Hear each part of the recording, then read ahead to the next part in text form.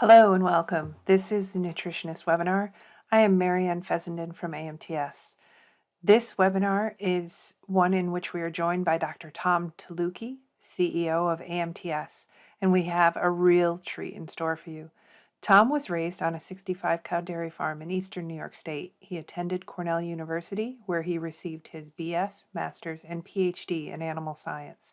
Tom's PhD work focused on predicting phosphorus excretion of cattle and implementing Six Sigma quality control principles on commercial dairy farms. Upon completing in 2002, he continued with the development of CNCPS and began consulting with the feed industry.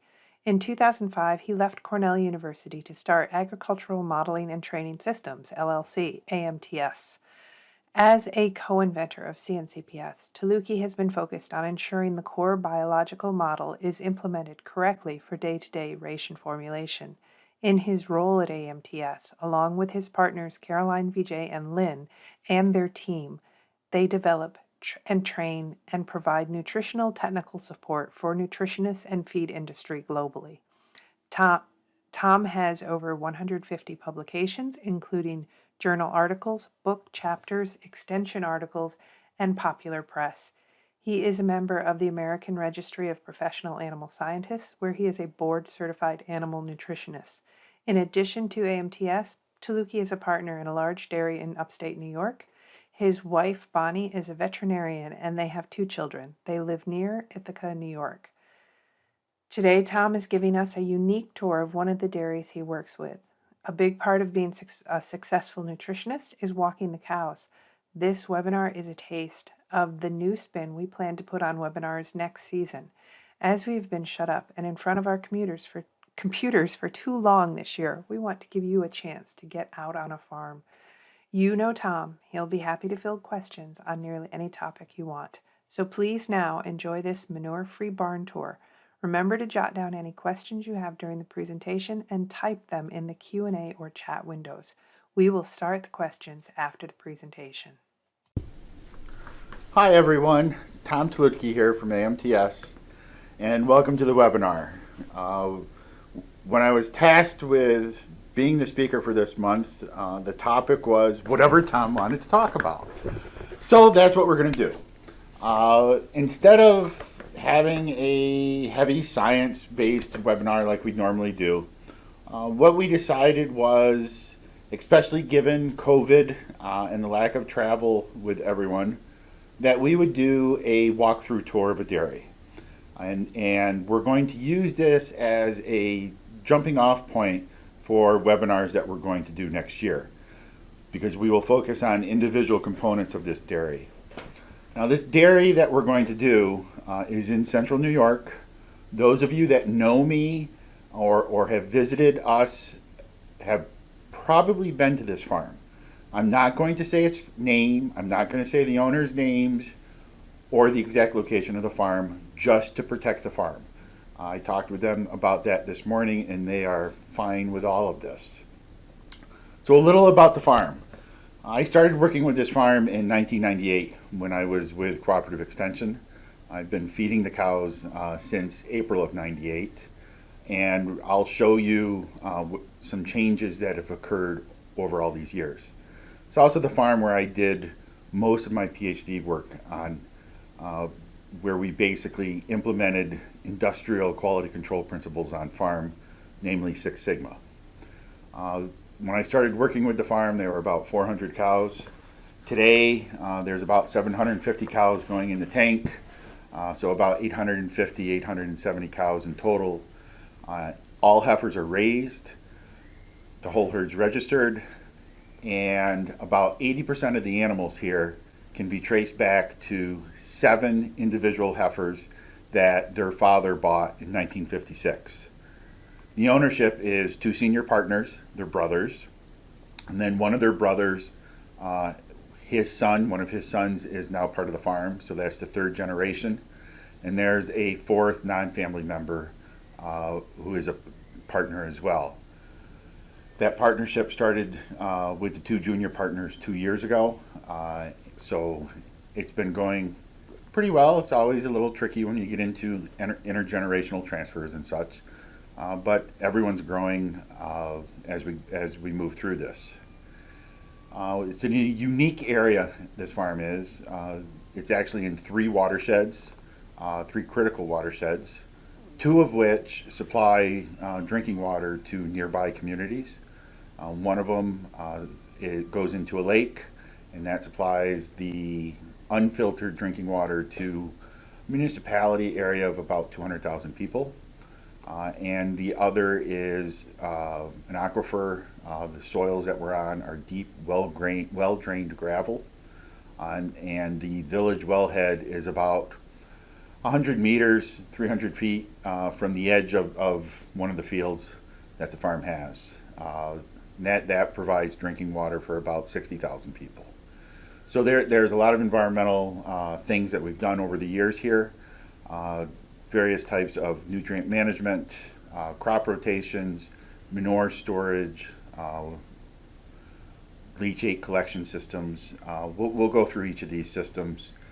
As I'm doing this, as I'm walking around, I'm going to be stopping and starting the camera as we go, just so that we don't lose a lot of time of me walking.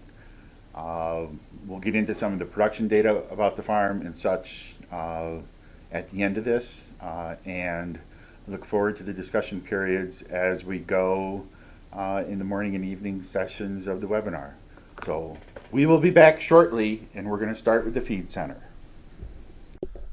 All right, so we're down here at the feed center, and we are at one of the bunks of corn silage. All silage is stored in bunk silos like this. This is actually 2019 crop. We grow corn silage, grass silage, alfalfa silage.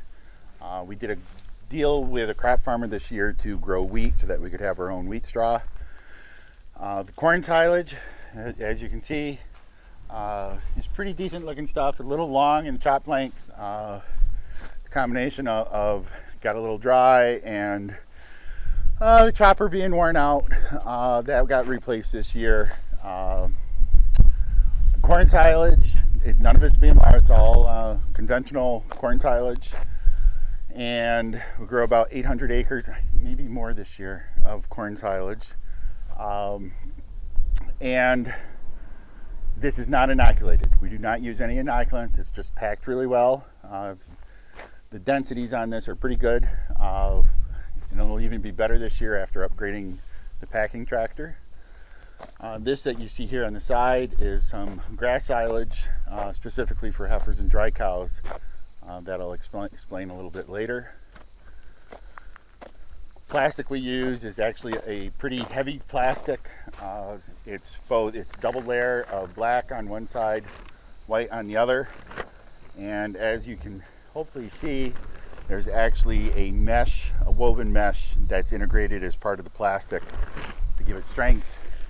And tires all sidewalls, all touching, and that's the only weights that we use. The top of the silo is pitched as needed as they move back to remove any spoilage. So here we are at the other end of those bunks. You can see this is the one that we were looking at from behind. That's all corn silage from 2019, and it should last us till about the first of the year. And that's always what we try and do, is feed previous year's corn silage till at least January 1st, preferably January 15th. It is early September, so we are getting ready to start harvesting corn silage. We're actually going to be harvesting fourth cut alfalfa silage tomorrow and Sunday. It's being mowed right now. You'll see a couple piles of haylage here. That's actually grass silage, one for heifers and dry cows and one for lactating cows. Now the difference between them is how many day interval it was between cuttings in the NDF. So this NDF is about 48 or 49. The NDF on that pile is about 65. We've had a very dry year this year, so we've actually been feeding more grass than we normally do, as our alfalfa silage inventories. Typically we would have a bunk full, and even when we're done with fourth cut, we may have 2/3 of a bunk. We'll be feeding more corn silage all year. As you can see, this bunk's also empty. This will be filled starting the end of next week with corn silage. And while we're right here, I wanted to show you something that we had to do to meet environmental regulations a couple years ago.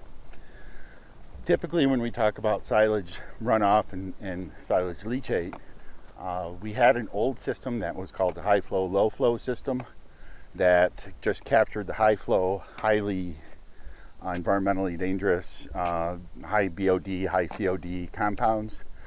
Those systems don't work. So being on the aquifer like we are, we had to install this. This is a 1.9 million gallon plastic lined pool. And we have to capture all the water coming off the feed area and any water that comes off the bunks, any of the plastic. And on an average year, we average about 1 meter of precipitation. And the only thing we are allowed to do with this water is use it for some irrigation, or we have to spread it and treat it like manure. And its solids content's very, very low. So it's basically water, but this is what we are required to do with our environmental permits. Just to give you a little overview of the topography here. So here's a field of alfalfa that was mowed yesterday, fourth cutting. You can see it's pretty light. And then as we scroll over here, you'll see one of our cornfields that'll be used for silage. You'll also see some hills there in the background. There's about a 600 to 800 different feet difference in elevation, and the soils go from these gravel, well-drained, deep, very normal, very neutral pH soils to the top of those hills where it's wet, shallow, acidic clay. So we're dealing with several microclimates here, which we use to our advantage. The valleys here, corn silage and alfalfa. The hills, we do some corn, primarily for high moisture ear corn or snaplage. I'll show you that in a minute. And then grass. And it really does allow us to stretch out our harvest window and our cropping system pretty effectively. So let me pause it and we will go across the road to the other bunks. Okay, so here's our alfalfa silage bunk. This is a really old bunk. It was built in 1990. The floor has been replaced in some places twice already, and it needs it again. The alfalfa here we're looking at is third cutting.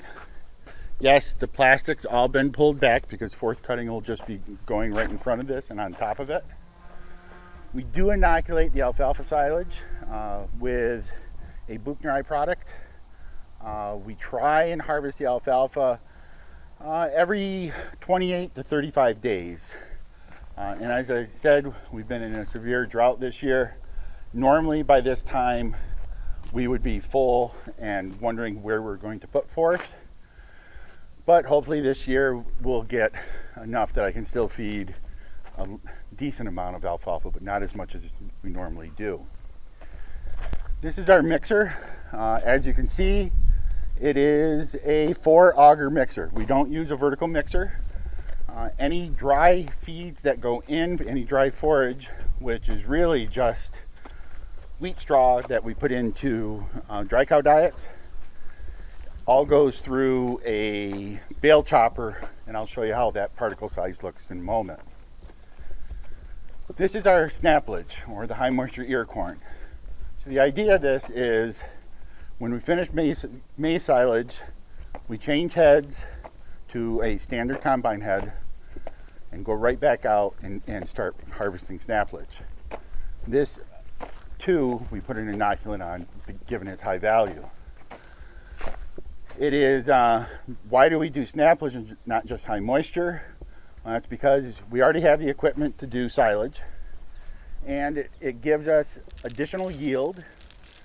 The starch content of this product is about 60 to 62%, and the fiber that's in it is the cobs and the leaves. It's very highly digestible. We also do feed some dry corn, but by using this product, and utilizing the equipment that we have, it allows me to feed diets that are 75 to 80% homegrown. The diets here are typically 55 to 57% forage, and then I feed a significant amount of this snaplage. So that is a huge savings, a huge cost savings for us in terms of diets. And we have seen that, we've documented that when we look at year-end financials. The farm ends up having one of the lower feed costs of farms like this, of this similar size. This is the heifer and dry cow haylage, grass silage that we'll be feeding over the winter. Again, it's harvested to give us about 67% NDF so that we can allow these heifers and dry cows to eat to fill. Then we have this commodity building. And in this commodity building, there's a couple bays of sawdust.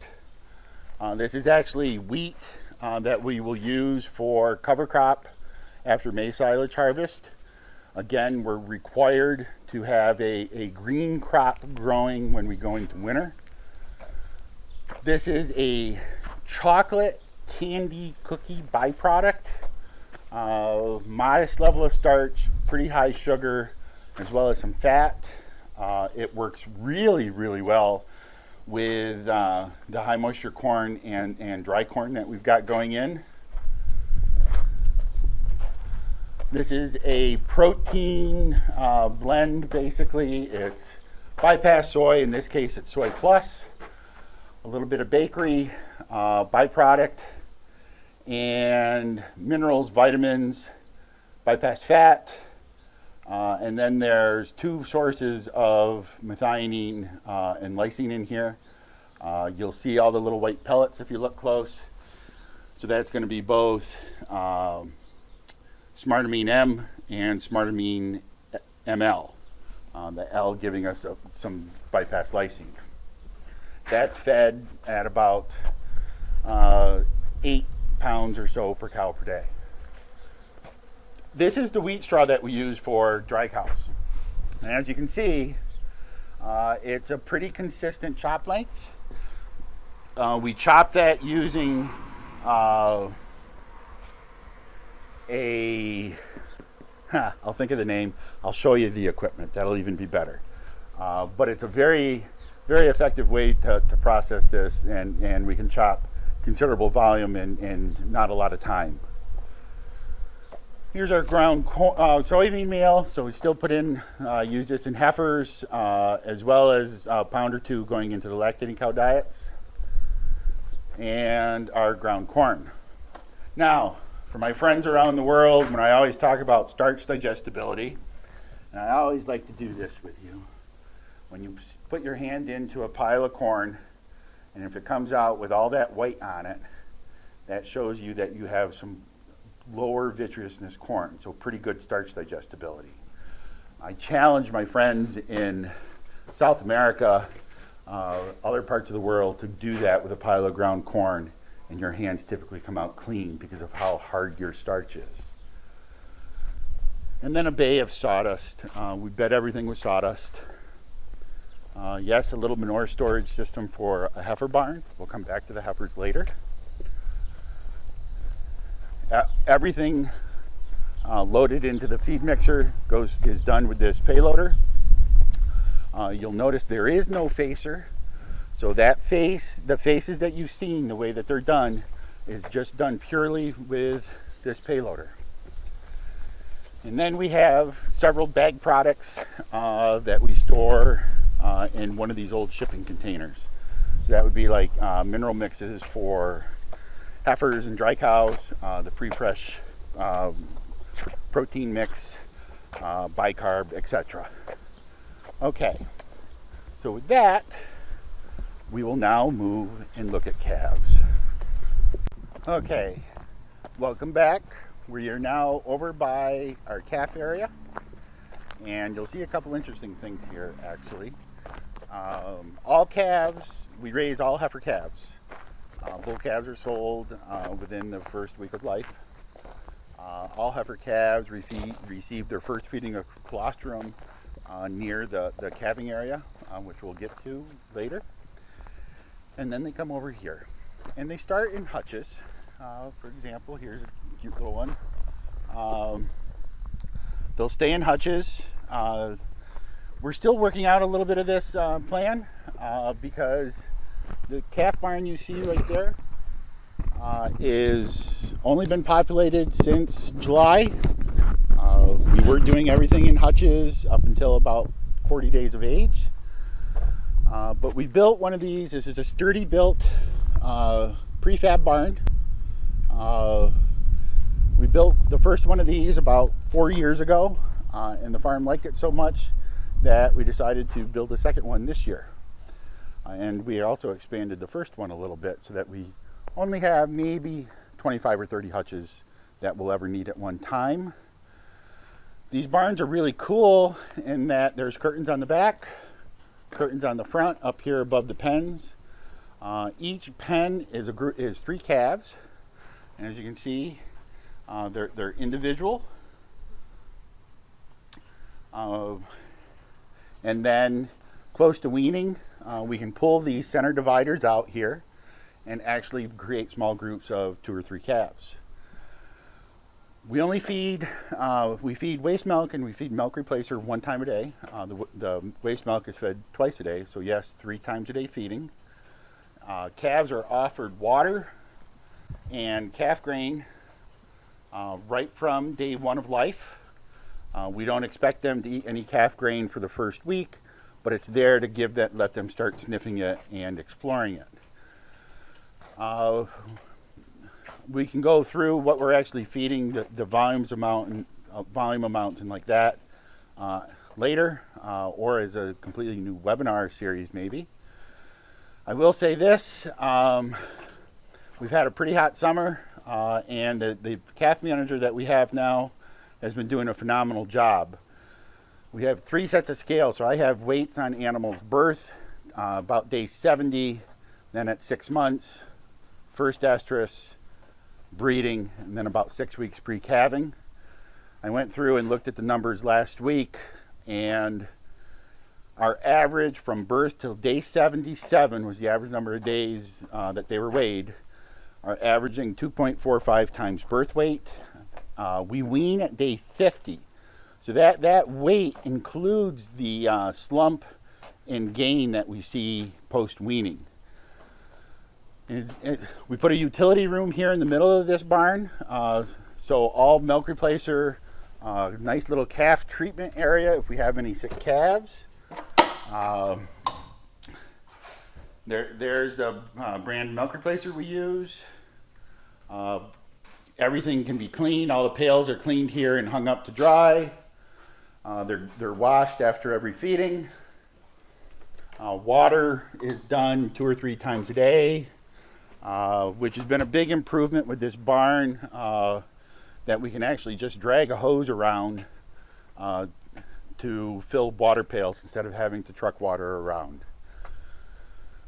So these calves are going to be anywhere from 2 to 6 weeks of age in these barns. And as we walk through, you'll notice that there's no empty pens.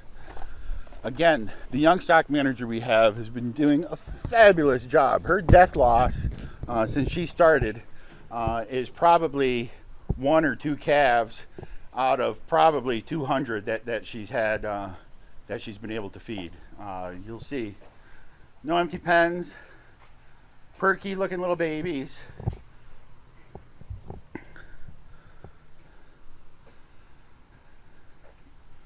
And on a nice day like this, they have good level of shade, and it's pretty cool in these barns, especially with the curtains back and forth, back and front, all open.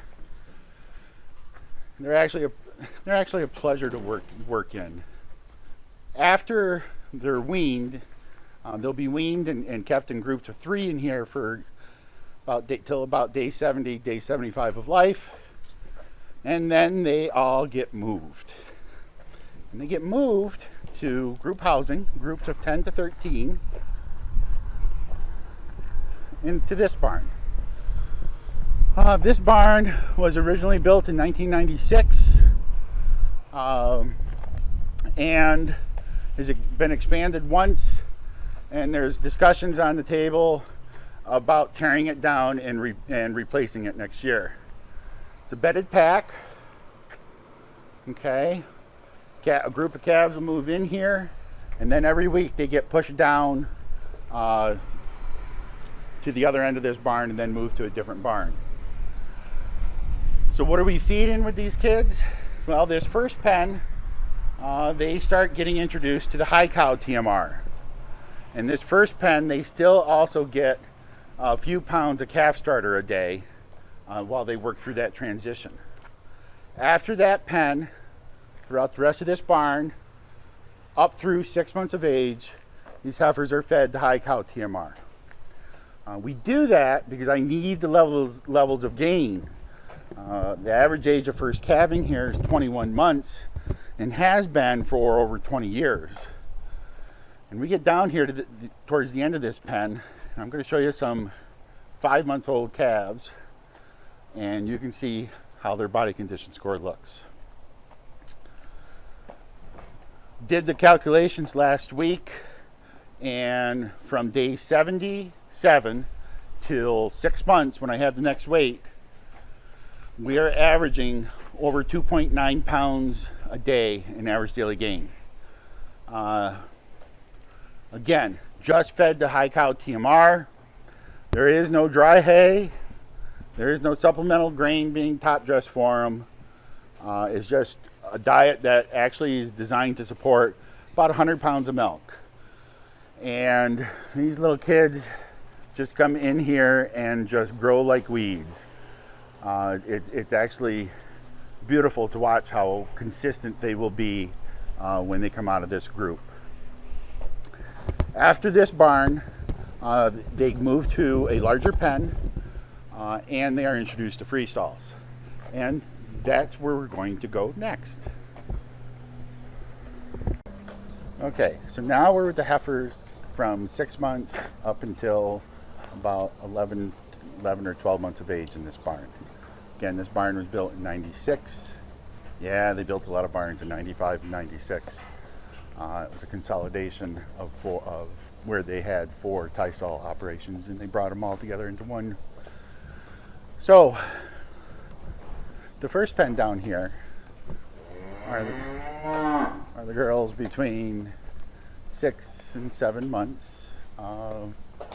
They're still fed the high cow TMR, and they are introduced to free stalls.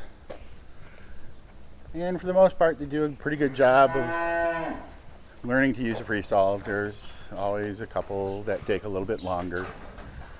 And they move up to this pen where it's a little bit larger, and they are 8-9 months of age in this pen. And this TMR is my one heifer diet. I used to have 2, and then just for ease of simplicity, merged them into one. And this diet is really formulated for these heifers at about 7 months, 8 months, as well as the late pregnant heifers. They're pretty similar in their requirements. Gains from 6 months to first estrus are over 2 pounds. I don't remember that number off the top of my head. I'll bring up that spreadsheet when we get to the office. You can see a set of scales here in the middle. And then this pen, they actually have access to outside. There's a hill that they climb, and it's basically a 6 or 7 acre exercise yard. And it can be snowing and blowing and cold, and you'll still see these heifers out there running up and down the hill, just out there being the teenagers that they are and wanting to play and get into everything. After this barn, they move to the next heifer barn, which we will go up to right now. Okay, so this is pen 50 on the left, and on the right we've got pen 60. Pen 50, these heifers are yearlings. This is our breeding pen, and they have access to outside. During the summer, These two groups have access to about 10-15 acres apiece. It's up a pretty steep hill. During the winter, that pasture gets closed off, but they still have the hill to go run up and down for exercise. Everything's AI. Our breeding efficiency numbers I'll bring up when we get to the office. I never keep those straight in my head. And then once they're confirmed pregnant, they'll stay in that pen for a couple more months, and then about 4 months pregnant, they'll come over into this side. And from about 6 weeks, 8 weeks pre-calving, depending on how overcrowded we are, they move down into the close-up area. So you can see these girls, the consistency and size, as well as what body condition score looks like on these heifers. I really hate fat heifers, and these are running at about a body condition score I'm pretty comfortable with. There's some in here that are probably a little heavier than I like, but just by a little. There's no one severely fat in here. One of the things that we've learned with having a 21-month age of first calving is, with how fast we're growing them, we've got to get them pregnant on first or second service. Every year there'll be a few percent of heifers that'll be several services, and 1 or 2 of them will be picked out a couple times a year to go for slaughter because they're just too fat, and they don't get bred. Death loss on heifers post-weaning is pretty damn low. It's going to be less than 1%. It's very seldom that we lose one. There'll be some voluntary culling, especially down in that calf transition barn, of any heifer that looks small or isn't keeping up, or just doesn't look like she's going to be able to do well through the system.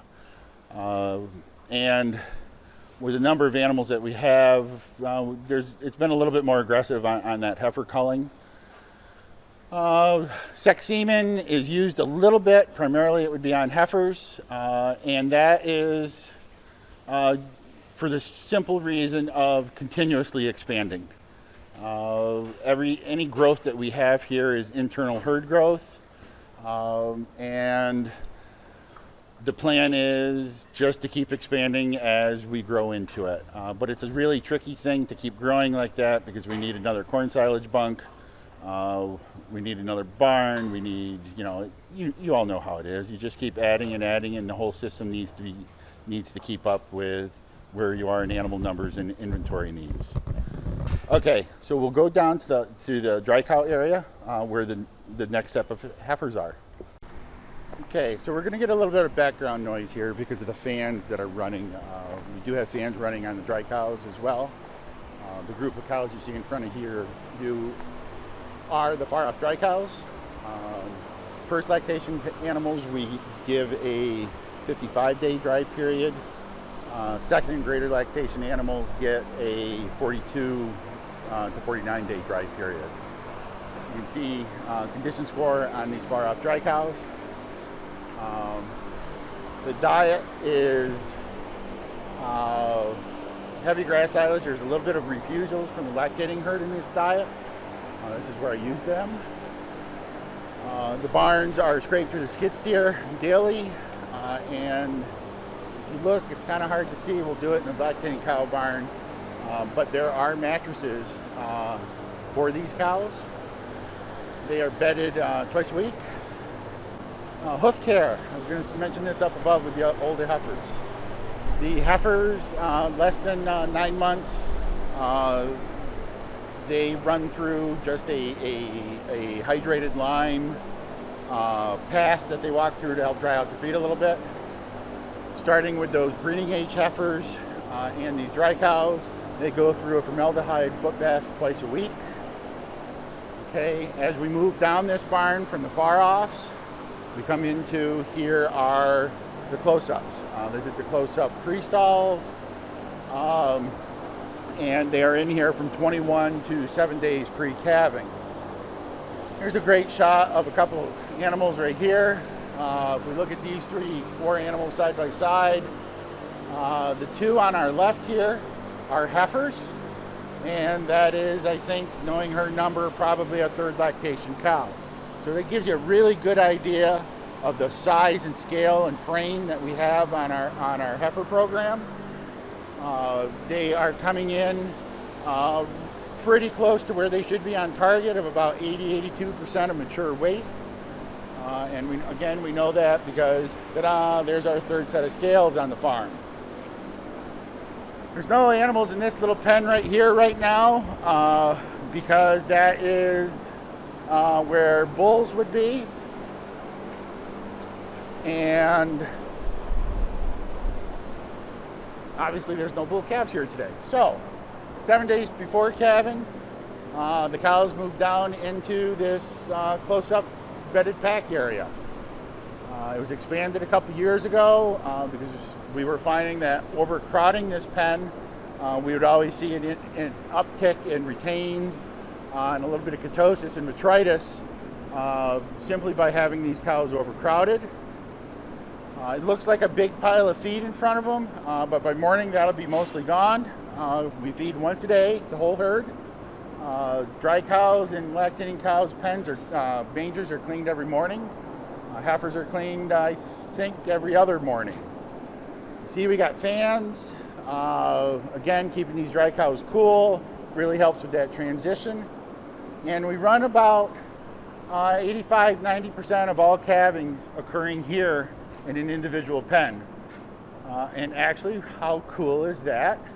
But to have a cow calving as we're out here.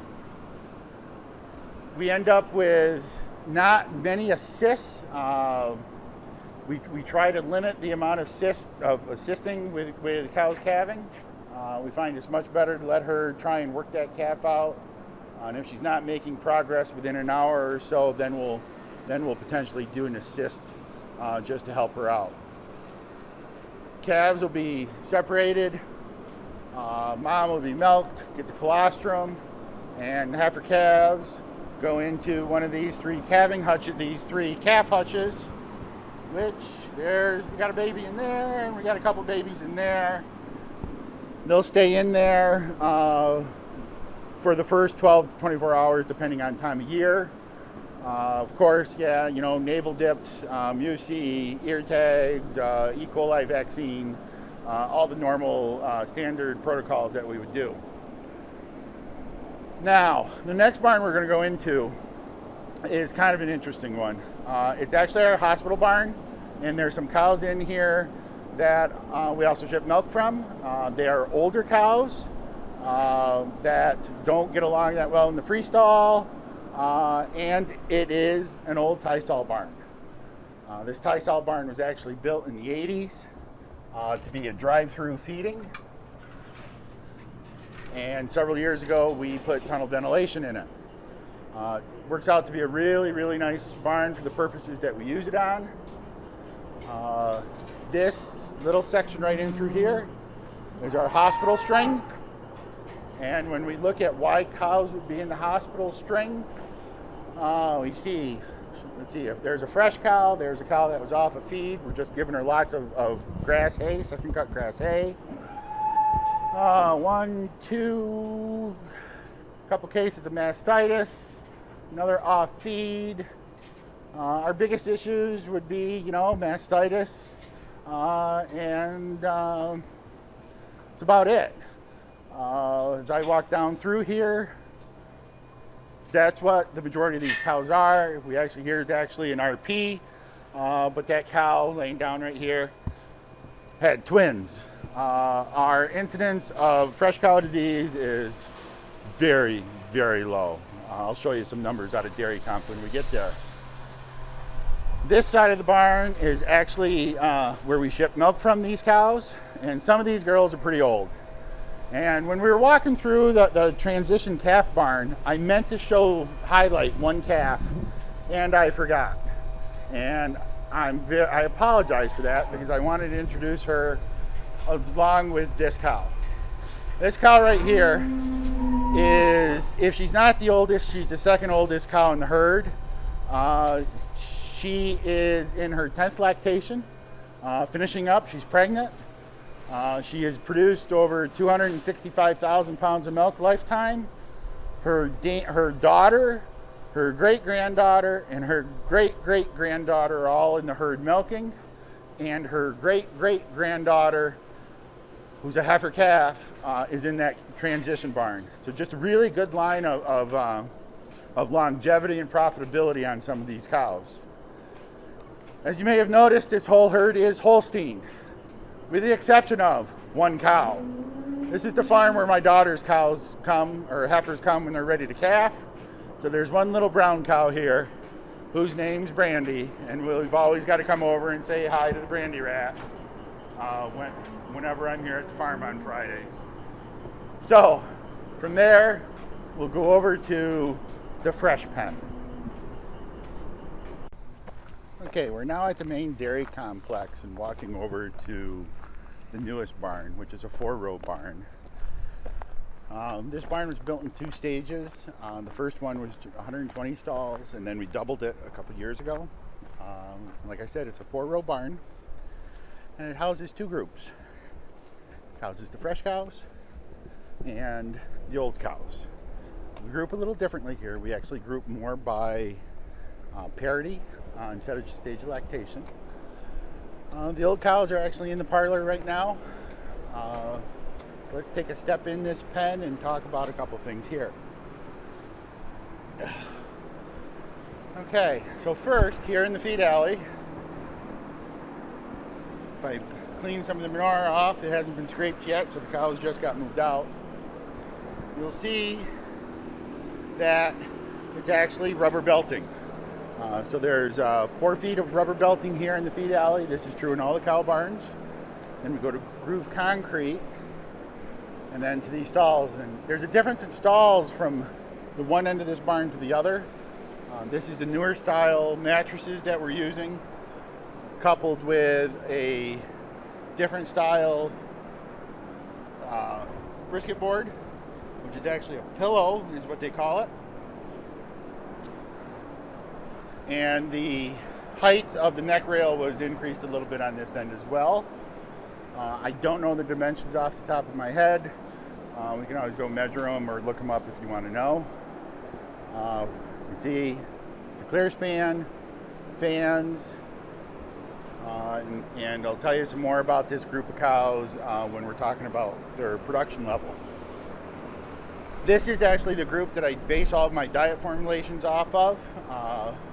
This group today is averaging somewhere, I think, 102, 103 pounds, or 46 or so kilos. In the feed bunks, just moving some feed around here so you can see it. See that we have tiles, and not just concrete. I'll show you some tiles in the first freestall that are now 25 years old, and the bunk still looks very good. This is our fresh pen. It is a mix of heifers and cows. It's all parities. They are in here, letting the skid steer go by, folks. He's scraping that pen we were just in.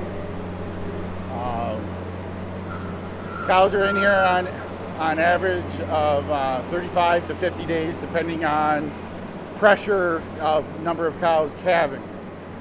So just walk down through this pen some so that you can see what the body condition score on our fresh cows looks like.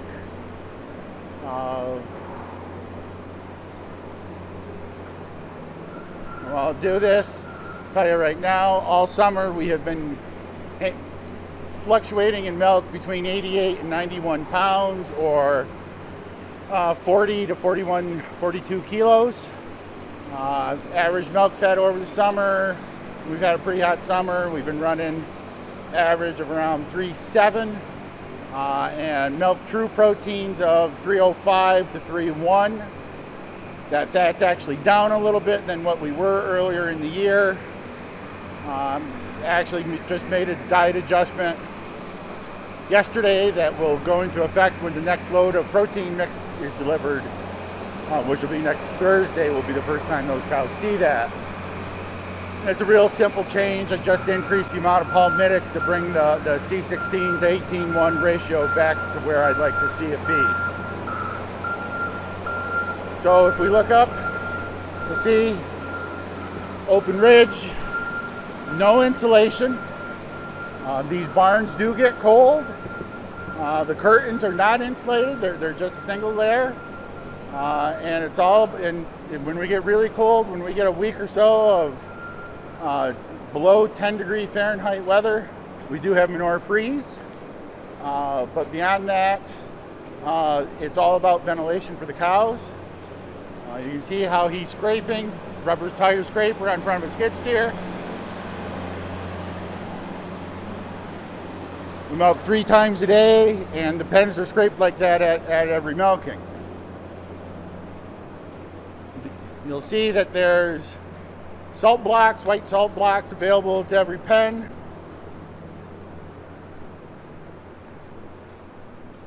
And just because it made the farm management and farm owners happy, we do offer bicarb here in the fresh cows, and they almost never eat it.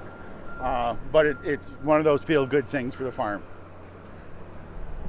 So as I walk to the next barn, I'll just show around some of the landscape. Oh, this is a beautiful September day here in central New York. Nice blue sky. Everything's still green. It's about 74, 75 degrees Fahrenheit, so about 22, 23 degrees C. And it's just a great place to be in the world, especially when it's a day like today when I can walk cows. That makes it even nicer. So here's the first free stall, and there's the milking center. We'll go into that after we go through these cows.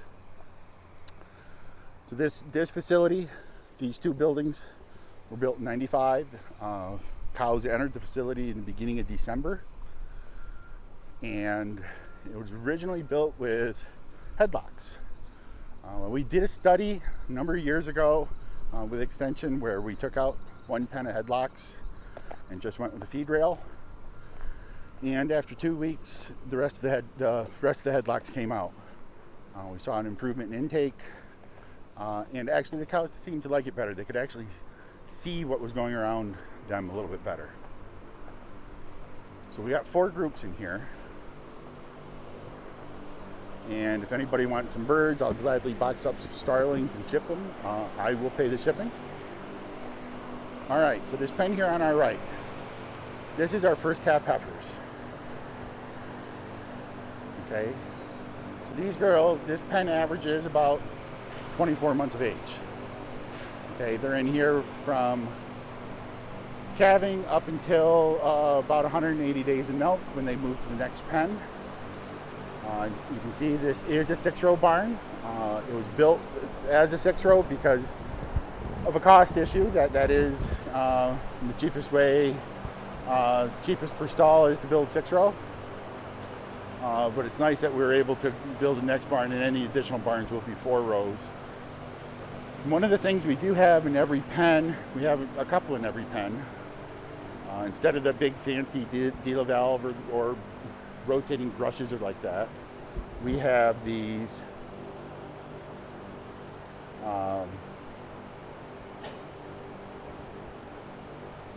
simple little brushes that have oilers on them.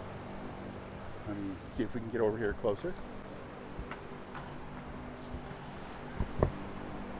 Okay. And with those oilers, we put a fly spray in them, and the cows will, you can see, they spend fair amounts of time grooming themselves. Grooming actually is a cow requirement. It is a required behavior. They'll spend about 20 minutes a day, according to the research, grooming. And they will wear out those brushes. We have to replace the brushes once or twice a year, unless they get hit by a skid steer, which never happens anywhere. Just like there's never any broken gates or broken doors due to skid steer damage. Okay, so it's, like I said, this is our first calf heifers. If we come around on this side, this pen is are late lactation cows. Mixed parities, they are just, there's no rhyme or reason of why they're in there. Just late lactation,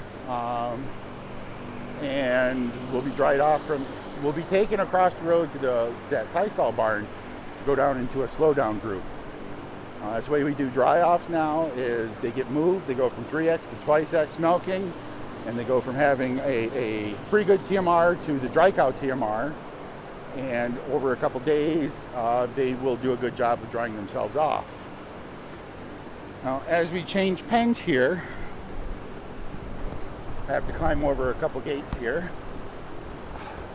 So all manure is scraped here to the center cross alley, and then it's pumped to a manure storage. This is late first lactation heifers and second lactation animals. Okay, so 120 cows in this pen, and you can see that there's some cows that think it's too hot, so they're cooling themselves. There's always one, isn't there? And then this last pen we have here is third lactation cows. Like I said, we group primarily by parity. So these are all third lactation. They can be in here anywhere from day 40 to 30 of lactation. They could be dried off out of this pen, or if they are dropping in milk a little bit too fast or whatever, they'll get moved to pen 2, this late lactation cow pen. Again, you know, you look at the size and scale, body condition of these cows. So when I'm out walking farms around the world and people ask me about what types of body condition scores I prefer and what size and scale, you know, feet and legs, udder conformation, all of that, this herd is my reference point, folks. Like I said, I've been working with this herd for 25 years, since 1998, so 22 years. Actually, it was before that. It was 1997 when I started some stuff with them with extension. And they are my reference. We have completely re-engineered this farm over the years, ranging from cropping programs, feed storage, feed allocation, etc. The back of the holding area, you can see there's soakers on, and these cows that we're looking at here actually are those old cows, that old cow pen. The average age of this pen, I think, is, we'll look it up to be sure, but I think there's somewhere in the 62 to 65 month age range. These are the profit cows. Those soakers are on with the fans, and it's actually an automated system that when they turn on the vacuum pump for milking, it actually opens a valve to start the water, or else the water never gets turned on. So we're constantly trying to figure out ways, had to climb a gate again, to outsmart people, but they always end up doing better than we can figure out. So just try to stay a step ahead. The parlor is a double 14, I think, I think it's a double 14. Deal valve, parallel, rapid exit with ID and milk weights. We do have, and it also has conductivity, but conductivity is pretty worthless in terms of trying to identify mastitis. I say that because conductivity looks at the relative difference of where the cow was.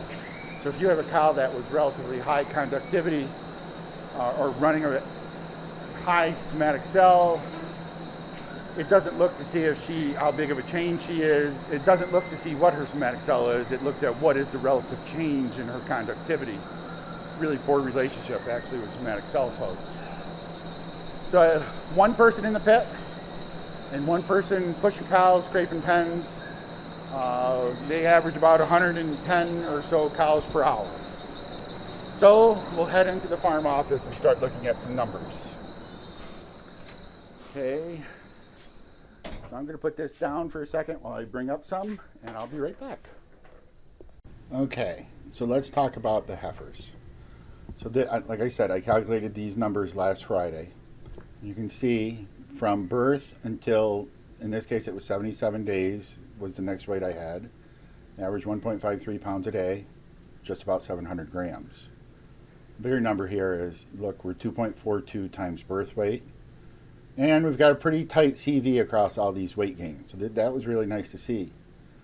From weaning to 6 months, I'm sorry, I was wrong. We're only 2.8 pounds a day, or 1,273 grams. 6 months to first estrus, 2.38, or just about 1,100 grams. And from bred to when they enter the close-up pen, right at 2 pounds a day, or 900 grams. And like I said, we need to do that because we do average of 21 months age of first calving. If we look at this from a graph standpoint, so there is, to give you an idea of the times birth weight, pretty tight representation.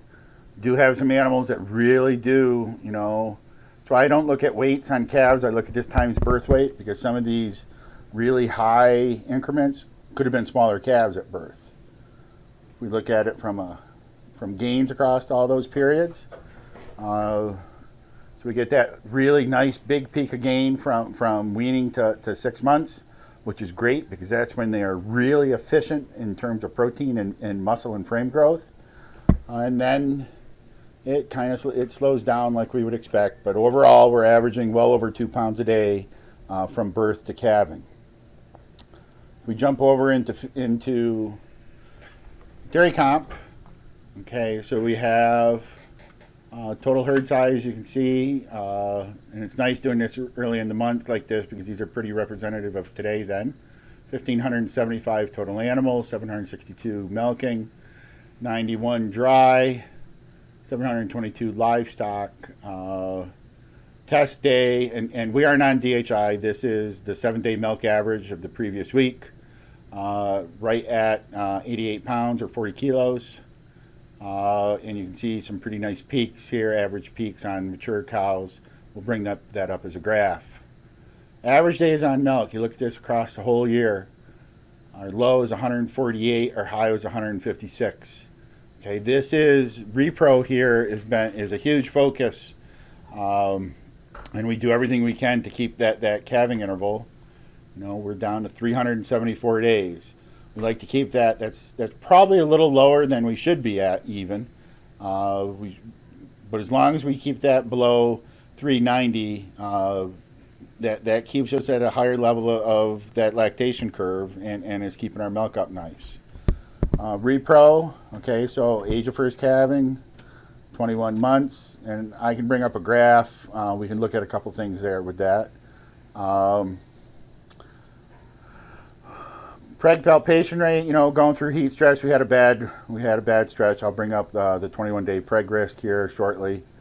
Number treated for mastitis that is not recorded here in dairy comp, but this number treated for DAs is real.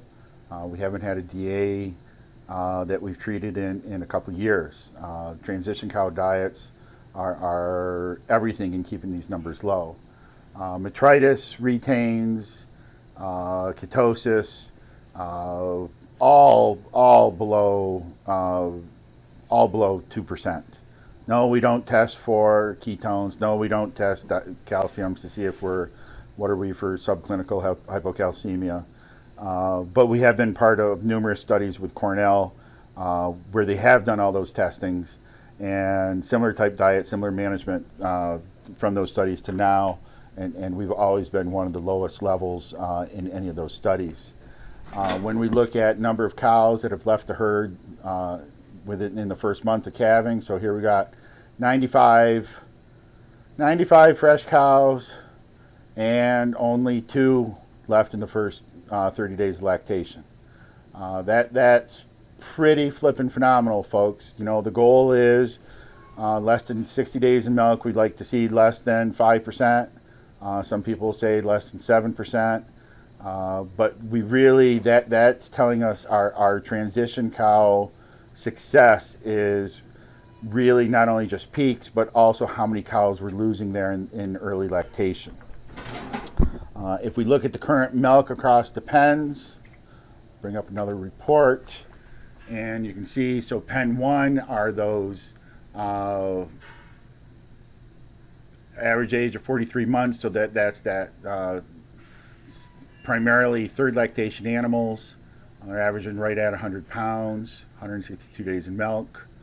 That old cow group is pen 5, average age of 63 months, 171 days in milk, and they are right at basically at 100 as well. Those two groups are really nice to see. Looks like we're down a little bit on milk today.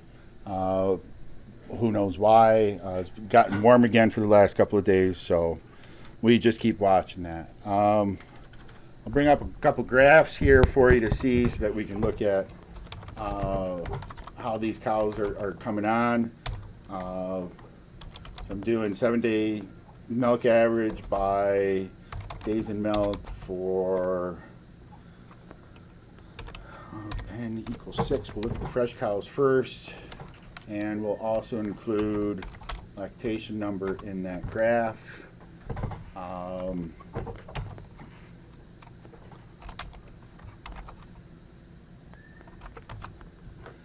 Okay, so there you can see the red dots are the first calf heifers, and they're coming up here. Let's see, right here is about 40. This line right here is 40 kilos or 88 pounds. So by day 40, we're hitting these girls in the mid 80s on first lactation animals. Second lactation animals are the ones in blue. You can see they're coming up day 12, day 15, probably averaging 43, 44, 95, 98 pounds milk. Got some older cows here. This dark green is lactation 3. They're a little bit higher. And they're coming out of here, you know, number of cows that are over 120 pounds of milk. You know, here's a group of mature cows that are there. I'll refresh this graph with, I'll do it by lactation now for that equals 1. Okay, so here's the overall lactation for the first calf heifers. You can see pretty standard curve for heifers. Come up and pretty much stay flat. To give you an idea of the numbers here. Okay, so you look at the number of heifers that we got over 40 kilos of milk or 88 pounds. They've been coming up pretty strong. This is something I've been focusing on the last year, is trying to get these girls' peaks up a little bit higher. If we look at second lactation animals,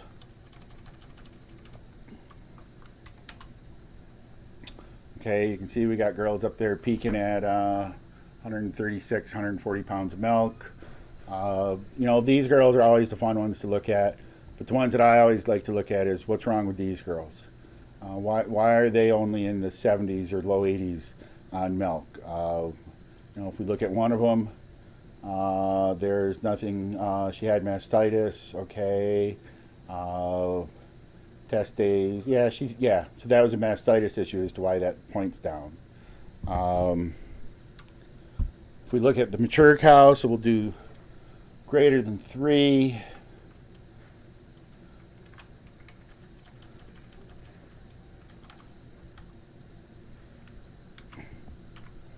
And okay, so there, let's see, 8 lactation. So there is, I wonder if that's that cow that I showed you in the tie stall. Let's see. 216, nope, she's actually out here in the free stalls. So here's a 8th lactation cow, 220,000 pounds lifetime milk, and still wandering out here in the free stall. Don't you wish we could have a whole herd of cows like that? So pretty decent levels of production, you know, nothing, you know, we're not a 100-pound herd, but we're consistent and consistently increasing. It's really driven a lot by forage quality for us. If we bring up read some in the 21-day preg risk. Point out something here to you pretty interesting. Okay, so we got a couple, the last two preg checks, we've only been 21. These that are above 30. Starting with this 31 all the way through here, we've been feeding one of these bypass fats that's supposed to help with repro. I'm only feeding it in the close-up period, and it definitely is helping. This is just some. We've had pretty long stretches of hot weather this summer, so that is probably 5 to 6 points higher than we could normally be during summer. So they're not great, but I'm happier than I have been in the past years compared to some of these numbers. I'm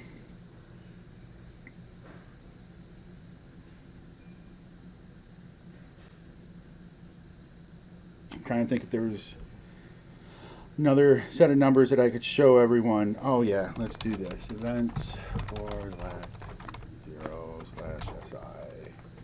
And we will take we'll go from June 1 till today, and we'll do this table by days of milk. So we'll do fresh, mast, RP, milk fever, click, arthritis,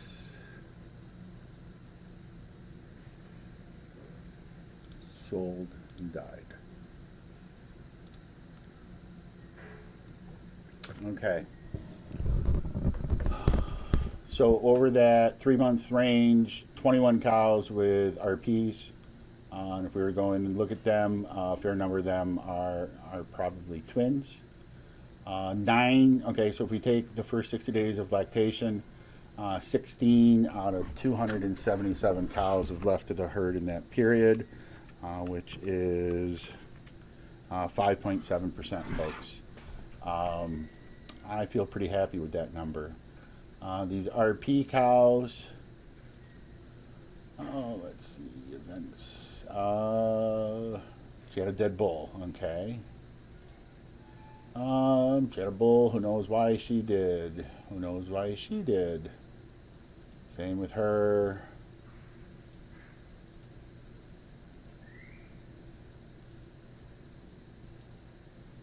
So those looks like just a random blip in an increased number of RPs. Could have been heat stress, could have been other things that were going on. Could have been a diet screw up too, you know, changing forages throughout the summer. That's a pretty good place to leave it for the records. You can always ask questions when we're on this together. I'll be right back here shortly, folks. This is where we'll end the walking tour today. The owners of the farm are very, very green-blooded. You know, there's not many pieces of equipment that aren't green here, but this is probably the prettiest lineup, ranging anywhere from a 2520 to a 3020, 4320, 4620, and a 6030. The 4020 is obviously hooked up to something. They actually do, even though they are collectors tractors, they do use them on rakes and maybe a merger or for tedding or a couple other tasks just to work the old girls. With that, I think that's a great way to finish this part of the webinar, and look forward to answering any questions or having any discussions with you in the morning or in the evening. So with that, folks, we will just have a wonderful afternoon and talk to all of you shortly. Bye. That was a great webinar, and I hope you enjoyed it. We will take your questions in a few minutes, but first, let me tell you about the October webinar. Next month, we will be joined by Dr. Trevor DeVries, Professor and Canada Research Chair at the Department of Animal Biosciences at the University of Guelph. Trevor received his BS in Agriculture from the University of British Columbia, UBC, in 2001.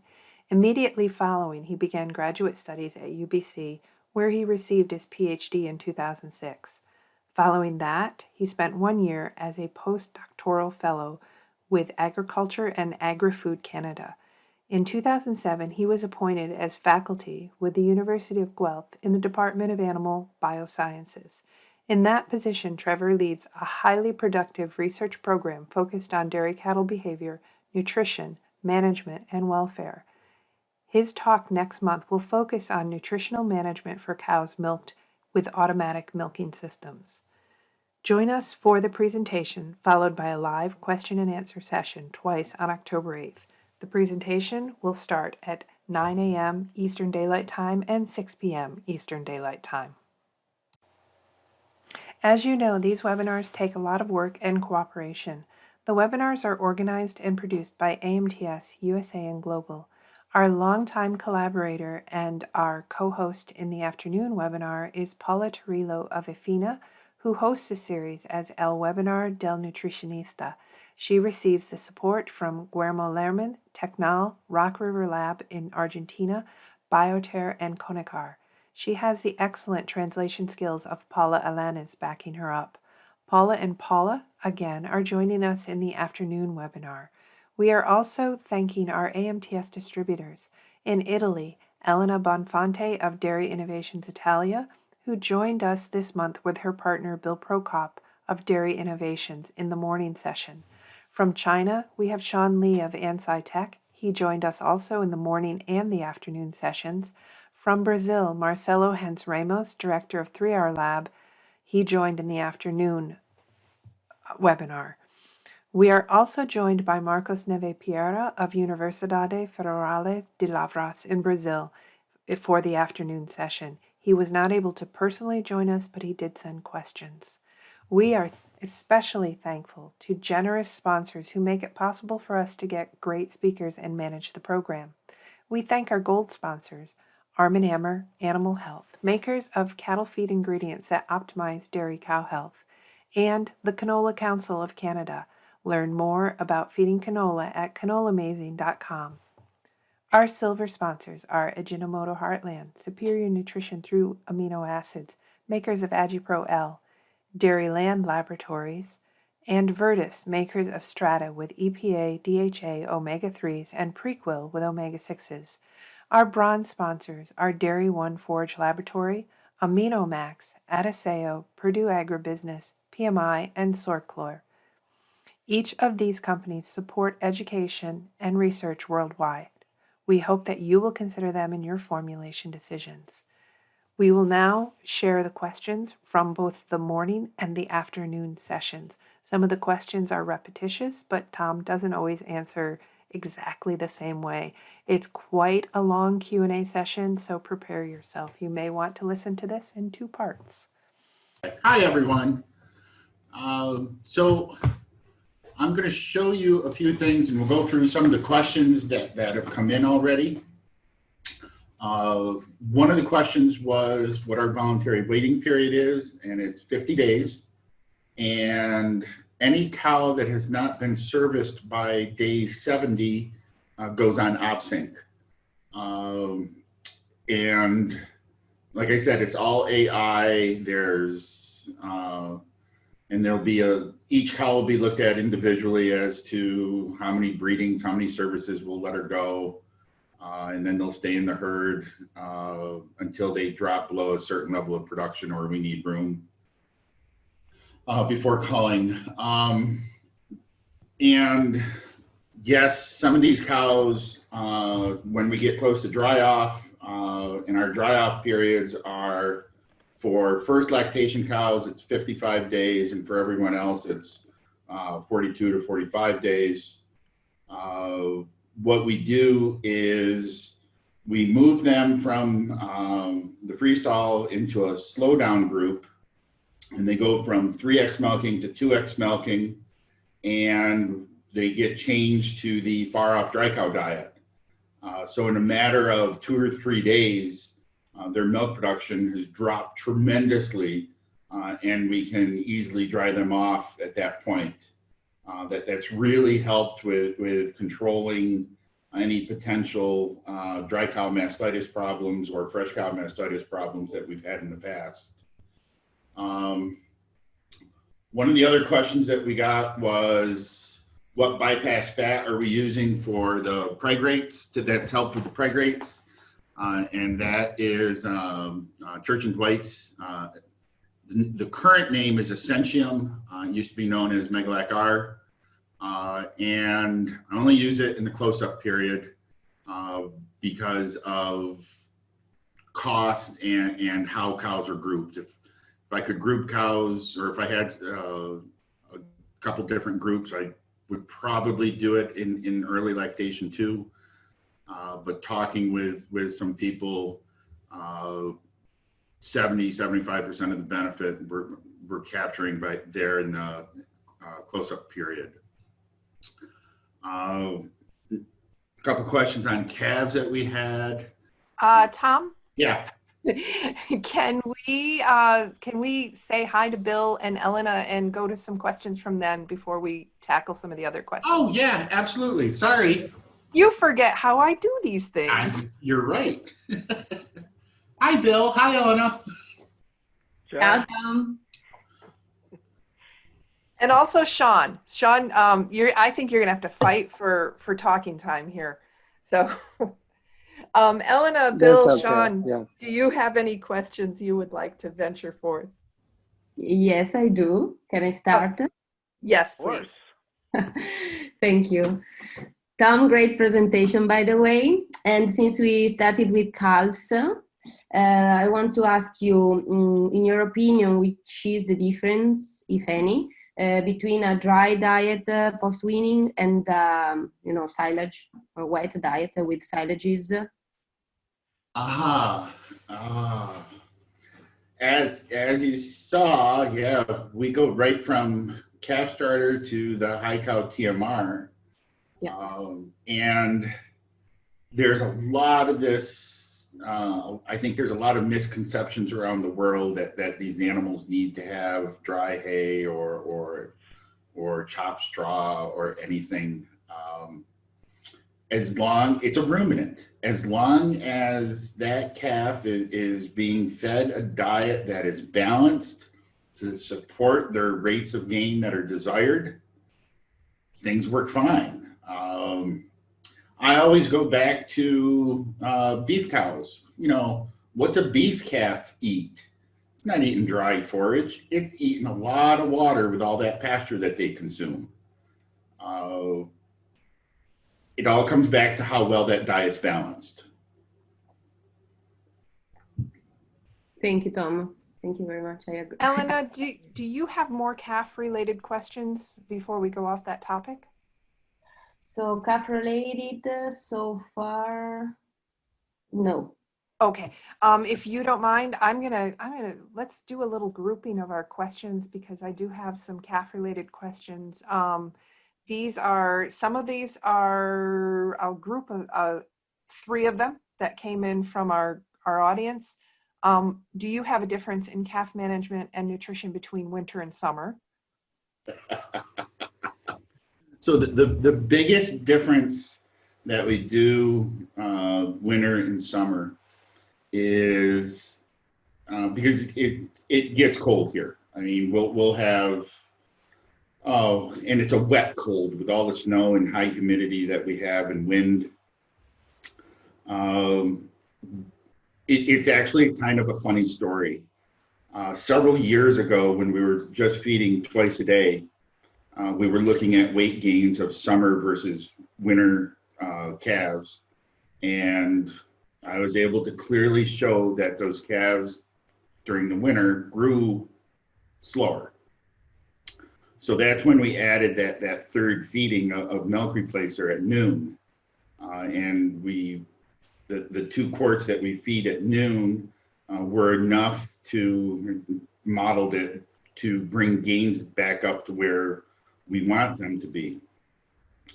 And come March the following year, one of the owners who's in charge of the herd said, I think we're going to keep doing this throughout the summer. And I just started laughing, and I was like, I knew you would, because it is a pretty nice gain response.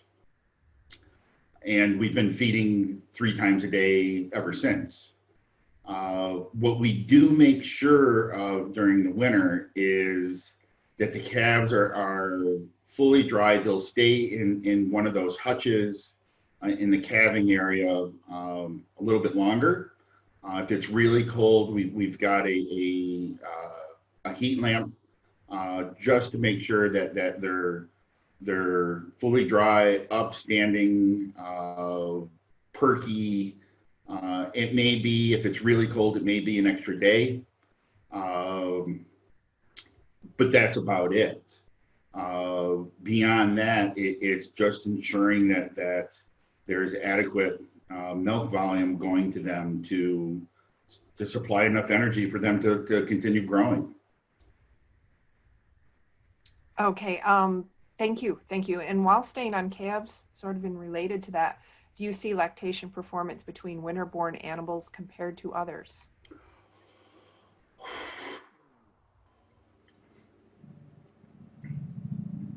That's a really good question. And I have not gone back and looked at that data. We do,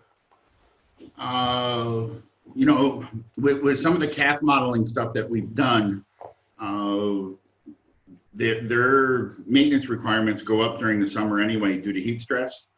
So I think we're at a plane of nutrition where those differences would be small now. If we were only feeding twice a day, or if we were feeding a lower volume, say 6 liters a day, I think we would definitely pick up a difference there. I've never gone back and looked at that, but I do know some of the data out there does show it. Okay, still on the subject of calves, I remember that you had a greater rate of growth actually post-weaning. Do you consider more growth rate before weaning? Would you want to change that? Well, that's a hard one, because remember that those gains that we talked about in the calves includes that week, 2 weeks. Oh no, in this case it'd be closer to 3 weeks post weaning, and that is one area where we are not doing as well as I would like. It's a labor management issue. Our weaning program is not ideal, and I know that we probably don't see much gain for the week 10 days post weaning.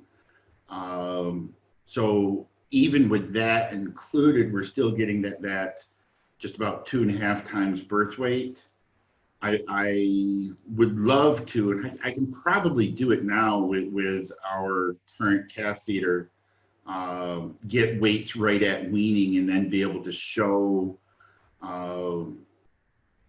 what's actually going on and implement a better weaning program. I would love to see those numbers up. There's no reason why we aren't 2.7, 2.8 times birth weight. I think it's just some simple management changes that I've got to push through. Okay, thank you. And I've got one more question on calves, and then we'll go back to some questions from Elena or Sean or Bill, or any comments that any of them might have on these calf topics we've had. Actually, I have 2. One is, and I'll refer to a webinar we did a year ago, April. What are your thoughts on robotic feeding of calves? We had Dr. Akira Sato from Japan speak on a little bit on that. And his were very specific to his work in Japan with with robotic feeders and quite a bit on Kobe, or not the calves that make Kobe beef. Yes. Anyway, what are your thoughts? And we'll ask one more question and then go to some other topics, I think. Okay. I don't care if it's robotic feeders or if it's mob feeders with something like acidified milk. There is definitely advantages there to, not only just in terms of growth, but the behavioral side of group housing. It does dictate some different management challenges.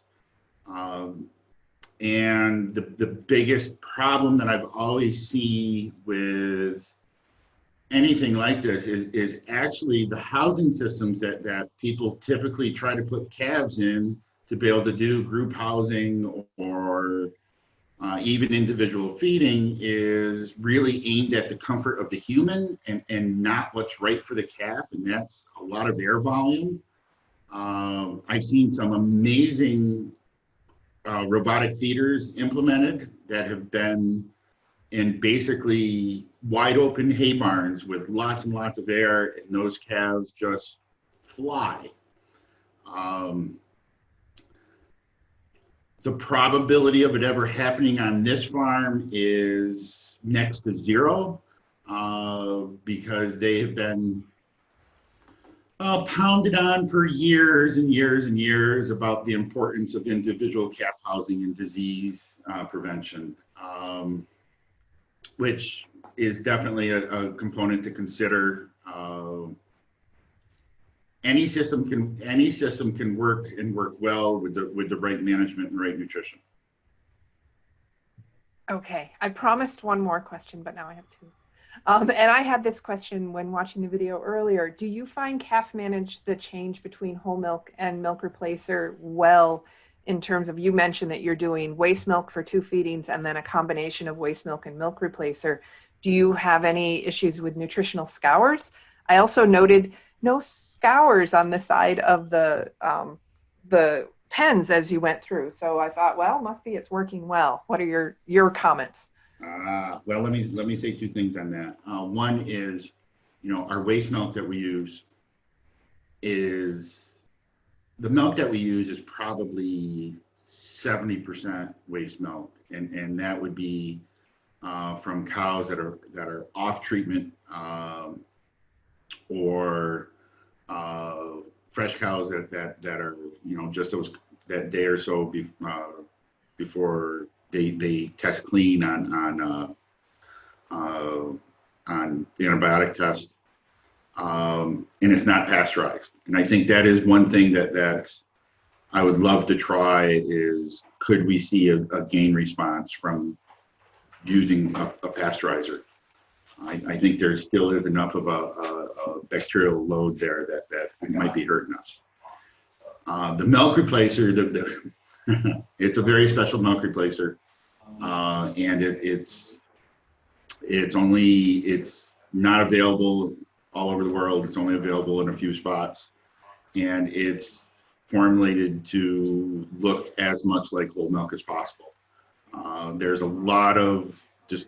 potentially a lot of discussion that could go on about that, but we won't get into that. But it's a 30-32 milk replacer, and it acts and mixes like whole milk, and the calves don't even seem to notice that noon feeding is not whole milk. Okay, yeah, and I just want to say that we are planning to try to do some little pockets of webinars next year, and calf feeding is one of them. So I think, so that we don't hijack this whole entire conversation to calves, we'll end with promises for next year, more information, and a final question. Do you use genomics at all, and at what age?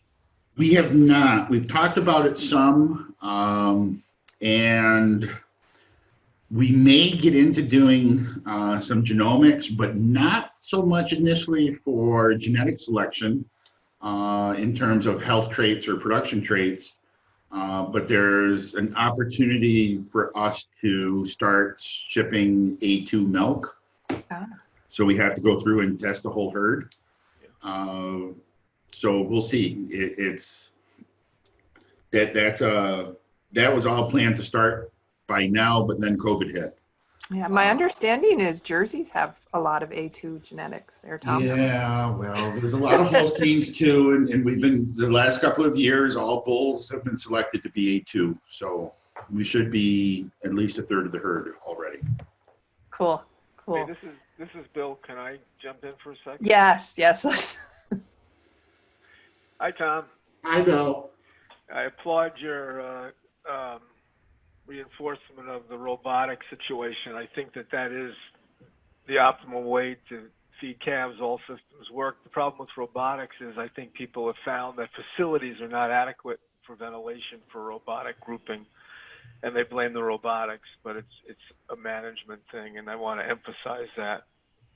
So given that, I'm not sure you mentioned, but what's your comfort level of percent solids in your milk replacer that you feed? And what's the maximum they get of delivery in terms of liters or quarts a day?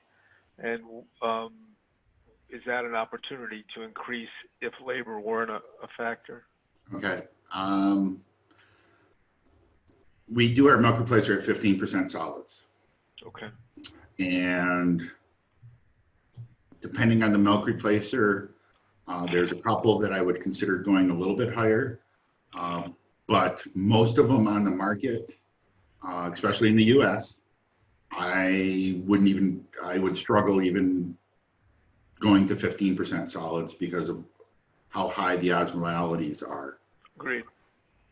There's just so much whey protein that we use and that's where nutritional scholars is a lot coming from. It's just osmotic balance mess ups, and it causes all sorts of problems.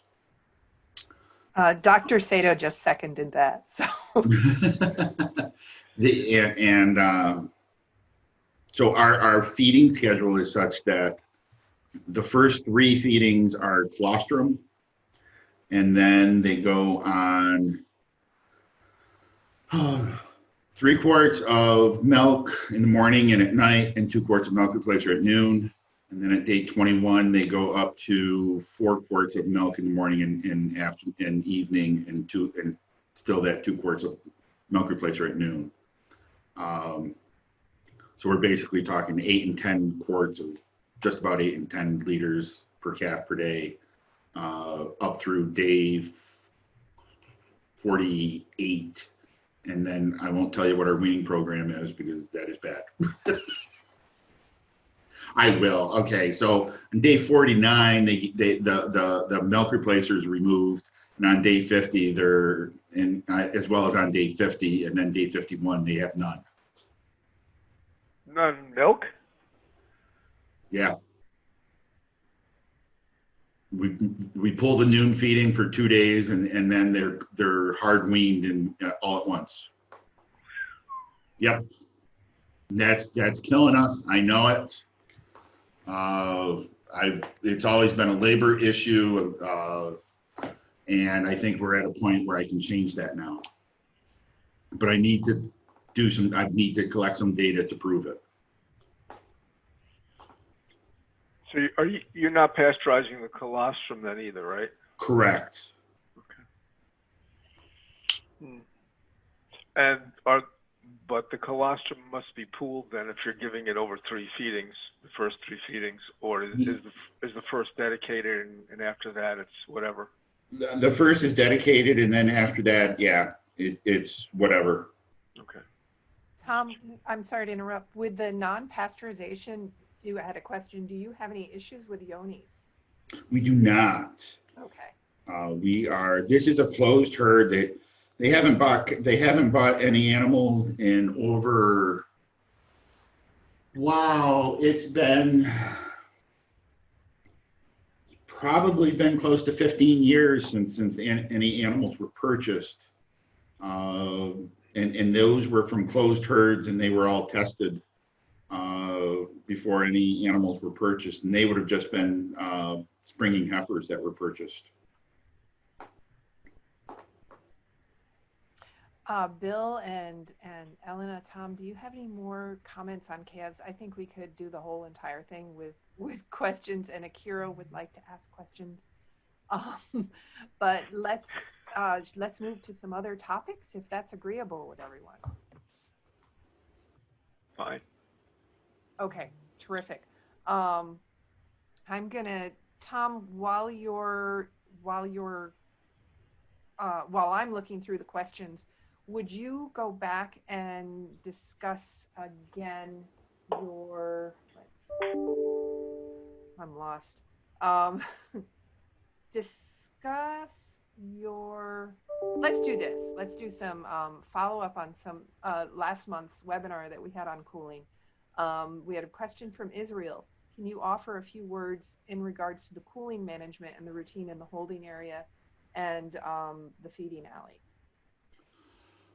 Okay, so in the barns themselves, it's real simple. Once the ambient temperature gets above 17, 18 degrees C, all the fans are turned on, and they basically stay on and all through spring, summer, and most of fall until we are consistently below 17 degrees during the days. We used to apply water in one barn, misters, and I did it as a real cheap system.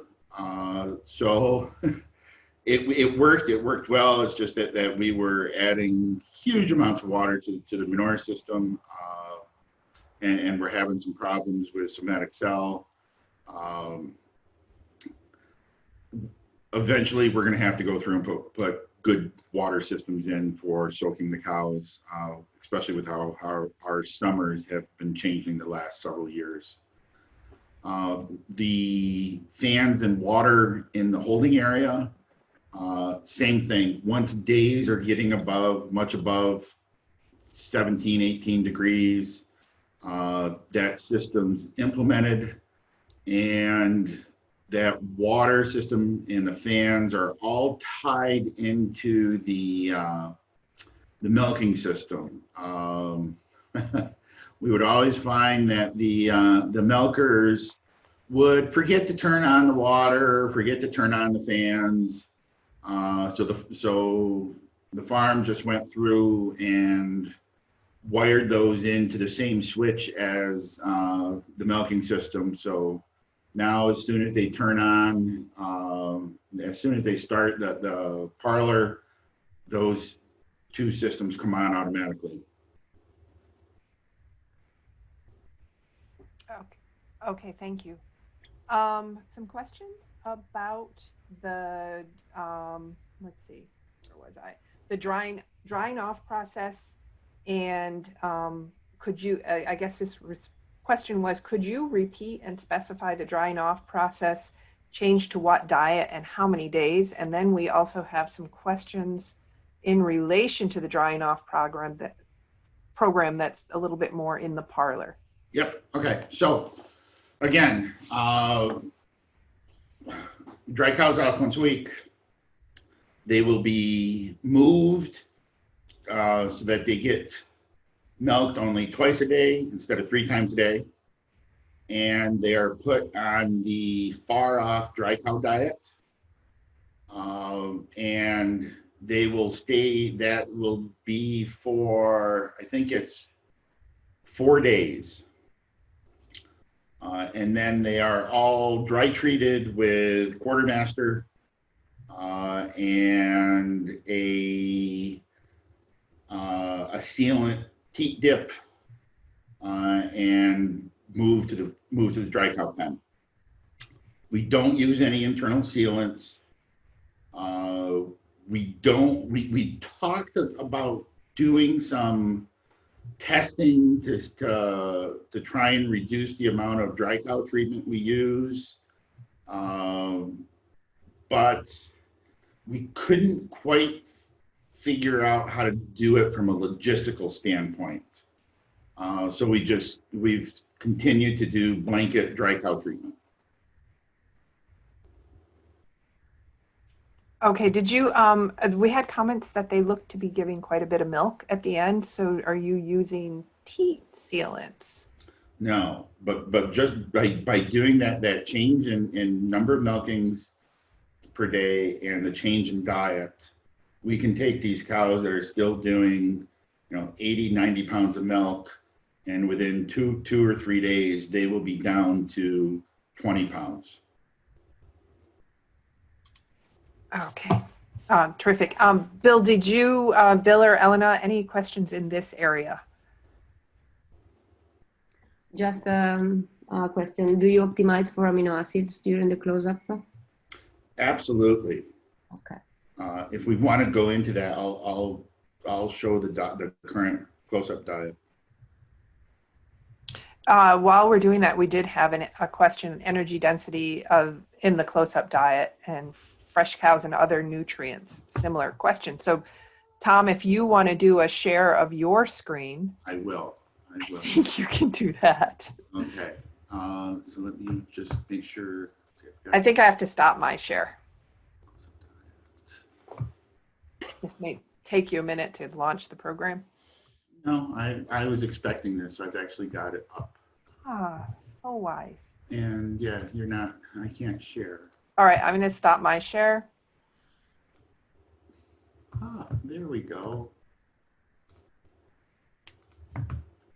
Perfect. Okay. So this is my current pre-fresh diet. A little bit of straw, so about 2 kilos dry matter, about 4 kilos dry matter corn silage, just about 4 kilos of that dry cow heifer grass silage. Again, that's about 65% NDF. A little bit of ground corn, and then this pre-fresh mix, which is there's just a little bit of distillers in there as a carrier. This is the only diet that I still have a little bit of animal protein in. You'll see some smartamine in there. And then there's the Essentium.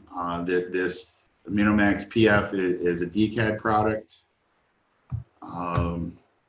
So I balance right as close to energy balance as I can. Try and get up over 1,300 grams of metabolizable protein. I run my lysine and methionine just like I was going to formulate for lactating cow. So I'm using them in relation to energy. So that is a pretty common, to me, these close-up dry cow diets are actually pretty easy. Adequate amounts of forage NDF as a percent of body weight, adequate levels of MP, formulate for at least methionine. Where possible, I'll use monensin. The only 2 diets I use monensin in are close-up and fresh. And then I'll manipulate DCAD so that we've got this milk fever risk prediction.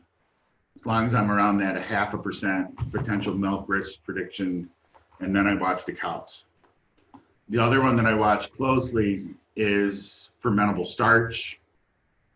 I'm trying to keep my fermentable starch number 4 or 5 points lower than the fresh cow diet.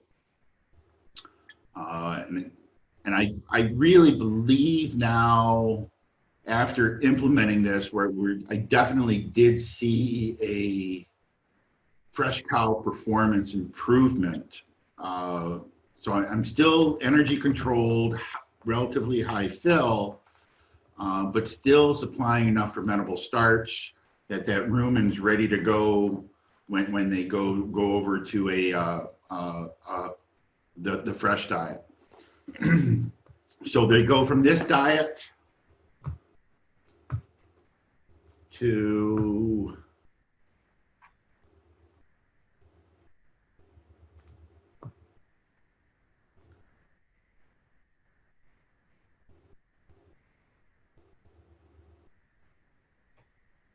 this diet. Heavy corn silage. This protein mix is basically minerals, bypass protein, some bakery, some bypass fats, and then both some smart amino M and some ML to go after the lysine. And my fermentable starch goes up to 19.6. And you'll see where my amino acids are. And so they go really quick from a negative DCAD to a positive DCAD. I've become more and more convinced that that's really important in these lactating cows, is to be at least positive 300. And all of these things, when we put them together, they just come through these transition periods not really wanting any help. Simple diets, there's nothing really, you'll see no other additives. There's no, there's nothing. It's just supplying nutrients. Any questions on that?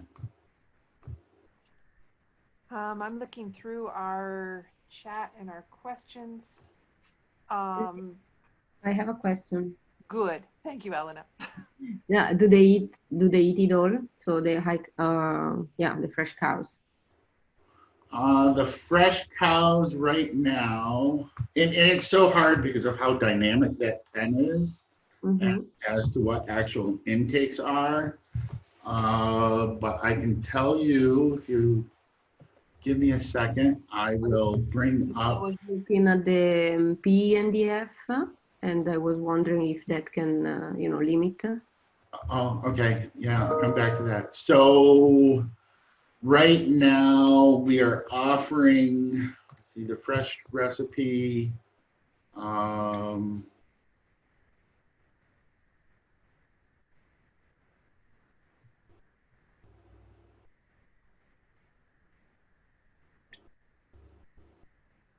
Yeah, that would be right. Yeah, they're being offered that 53 pounds. Nice. And it's not, you saw how long, we've got cows in there that are 40, 50 days in milk. So I'm glad to see it's actually there, because that pen better be up at that level. We feed once a day, and we feed for 3 to 5% refusals. Okay.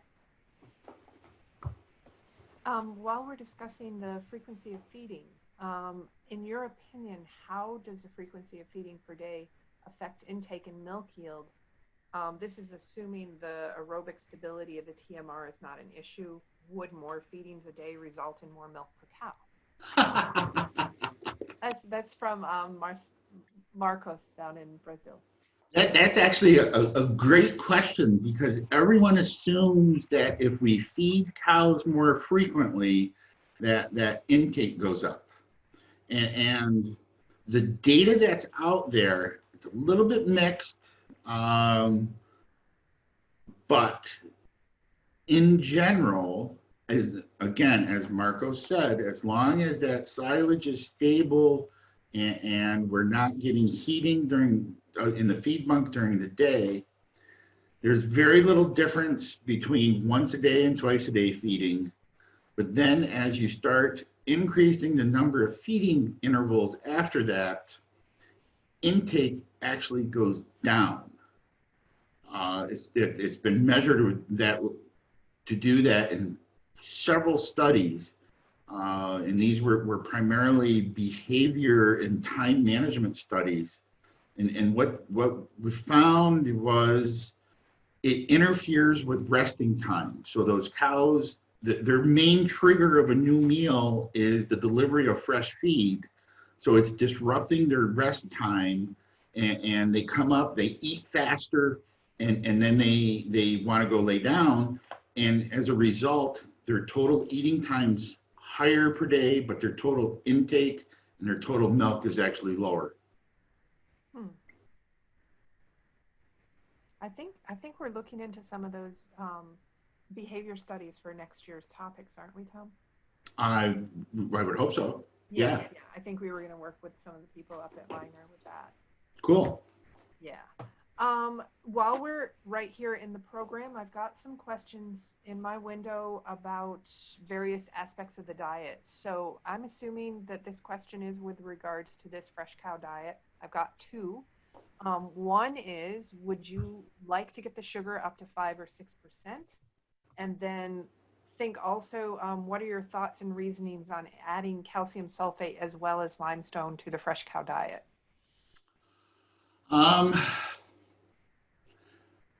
You know, when I looked at this and I saw the calcium sulfate, I was like, huh, that's interesting. I wonder why that's there. Didn't you do that? I think it might have been just as a filler there, or maybe I had a self-respect in there as well, and that was how the premix company, the mineral company, formulated it. There's no rhyme or reason as to why I would have specifically selected cal sulfate, unless I was going after a self-respect. Sugars, you know, I have mixed feelings on sugars. I've gone high sugars, I've gone low sugars. For me, for where we are in the Northeast US, sugar is expensive. It's extremely, it's considerably more, you know, the price of molasses is considerably more than the price of corn up here. I try to use, that's why the bakery byproduct is in there. That's why that chocolate's in there. It's actually a chocolate cookie candy byproduct. I try to bring it up, but at the same time, trying to keep an eye on cost. And with all of the really good fermentable starch sources that I've got in here, the worst quality fermentable starch that I have in here is the ground corn. Everything else is pretty high starch digestibility. So I would love to try and increase sugars, but boy, I'm awful scared to, given what the costs are. So this would be an entirely different examination in maybe someplace like the Midwest where they have all the beet production, you're saying? Where they have those byproducts? Or in the West or the Southwest where they feed a lot of alfalfa hay. You gotta remember, I don't have any dry forage in here. Everything's fermented. You know, if I could take that alfalfa silage and switch that to alfalfa hay at the same dry matter amount, and the same with the second cut grass, you know, suddenly my sugars would be up probably 3 points. So it's a challenge with all fermented feeds and what's locally available from a economic standpoint. Nice segue. So your metabolism, methionine to ME ratio is 1.26, and that appears to be, there's a fair amount of smartamine in the diet. The economics of that, how does that play out for you? Well, okay, so that's the fresh diet. Because it's just, let me show you the diet I formulate off of, which is that old cow pen. Excellent, because I have questions about the high cow diet too. So here's that old cow pen, and I'm 1.24. Okay. I used to tell people 1.15, but then Van Amberg went through and reevaluated that 1.15 is really for version 7 of the model. For the version of the biology that we have, we should be around 1.2. If we just look at it from a milk protein response, the economics are still positive. As long as milk protein is over $1.90 a pound, or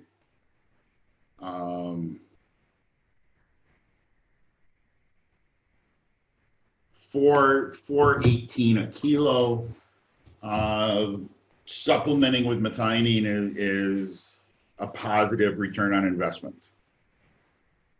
But if we look at the responses in fresh cow health, repro, all of this work that's been done on methionine the last several years, showing improvements in health and repro, I don't bring it out. I talked about it one time with the farm when protein price was like $1.50, and they told me don't even think about it, because they've seen the improvements in overall cow health and repro. All right. Before I ask some more questions, Elena, Bill, Sean, anything? Oh, Elena mentioned about the PE NDF. Yes. So let's see, the high cow diet here, I'm 22. The fresh cow diet, I'm probably a little bit lower. What I've been watching more recently is actually the PE CHOC. That's based on some work out of Minor. And it really comes back to a balance between ensuring that we have enough physically effective fiber in there, but that we don't have too much indigestible fiber in there, because then we get rumen fill issues. So in high producing herds, early lactation groups, I may be down as low as 18.5% PE NDF, but then that'll be 22, 23 in late lactation. In general, acidosis is a problem in low producing cows. That's where we'll typically see it first, unless there's a really major screw up in the diet. So I'll definitely let these early lactation cows, just because of their rate of intake and what that does to passage rate, I'll let them I'll run a little bit lower PE NDFs and then watch the cows. Right? That's, no matter what I do, I'm most happy when I'm walking cows or sitting in a feed bunk. I love sitting in a feed bunk watching cows eat. That tells me so much about what's going on the farm and the diets. Well, I think we talked about the idea that we would do more in-depth type discussions, maybe group by group next year for some of our webinars. So that would be a great opportunity. Well, the thing is that I'm glad you brought that up, Marianne, because someone made a comment that it only covered half of what we said it would. And you're right. When I originally had this idea, it was going to be a walk through the dairy and then also how I evaluated dairy. And then it occurred to me that to try to do all of that in an hour is impossible. Yeah. Typically, even when I do tours of the farm live, we usually spend at least half a day So this was, I want everyone to think of this as an introduction to the farm, and then we're going to use it more over the next year going through some of those topics. Yeah, I think that people will really enjoy that. Just given our questions, they're so specific in certain areas that if we can have a talk on each one of those areas and really dig down, I think people will enjoy it.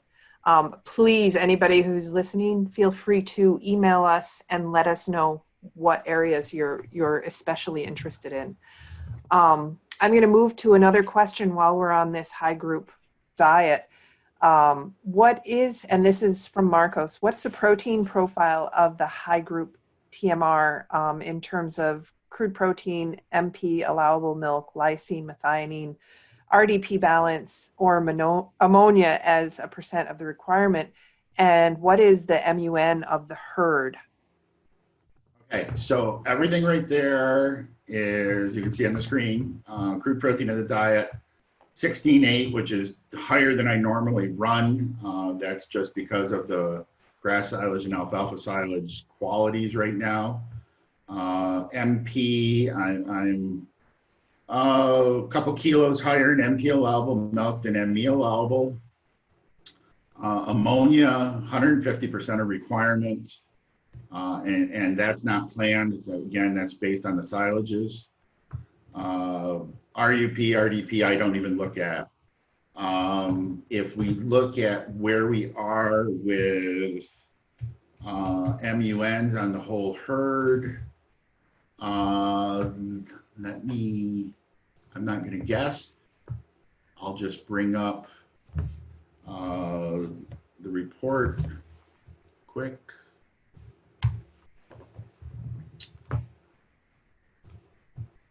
So over the last 4 weeks, MUN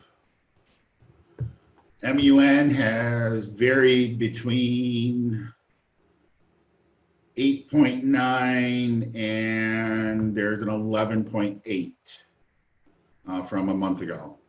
The last week, we've averaged probably about 9.5.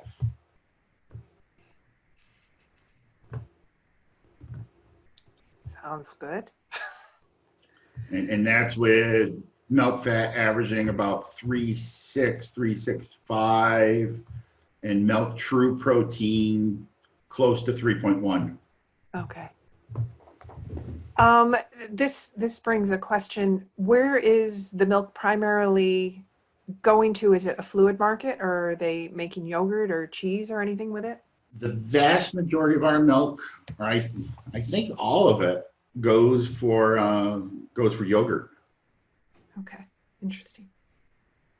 While we're on the topic of milk, and then we'll go back to diets a bit.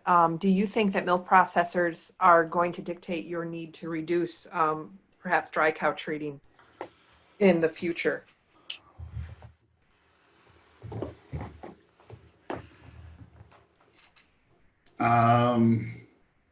No, I don't. Maybe. Mm-hmm. Who knows? I think there will be a lot of pushback by the vet community if that tries to get pushed through too hard. What do you say, Bill? Well, Bill, unfortunately, Bill had to leave. Bill had to leave. Okay. Would be interesting to get his take on that. I think, yeah, some of it's going to depend on whether it's science-driven or opinion-driven. And unfortunately, we have to be aware of being responsive to the latter as much as the former. Back to diets. Do you typically formulate for high ME and MP as a percent of required? If yes, thoughts on why? I don't. I actually try and formulate. I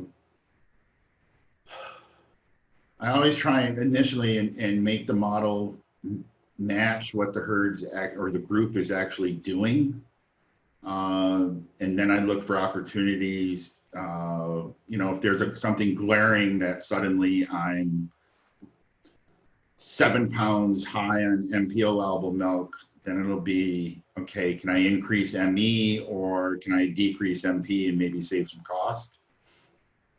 I'm always challenged, but the protein side's easy. I'm always challenged on trying to get more energy into these girls. That's true for any cow.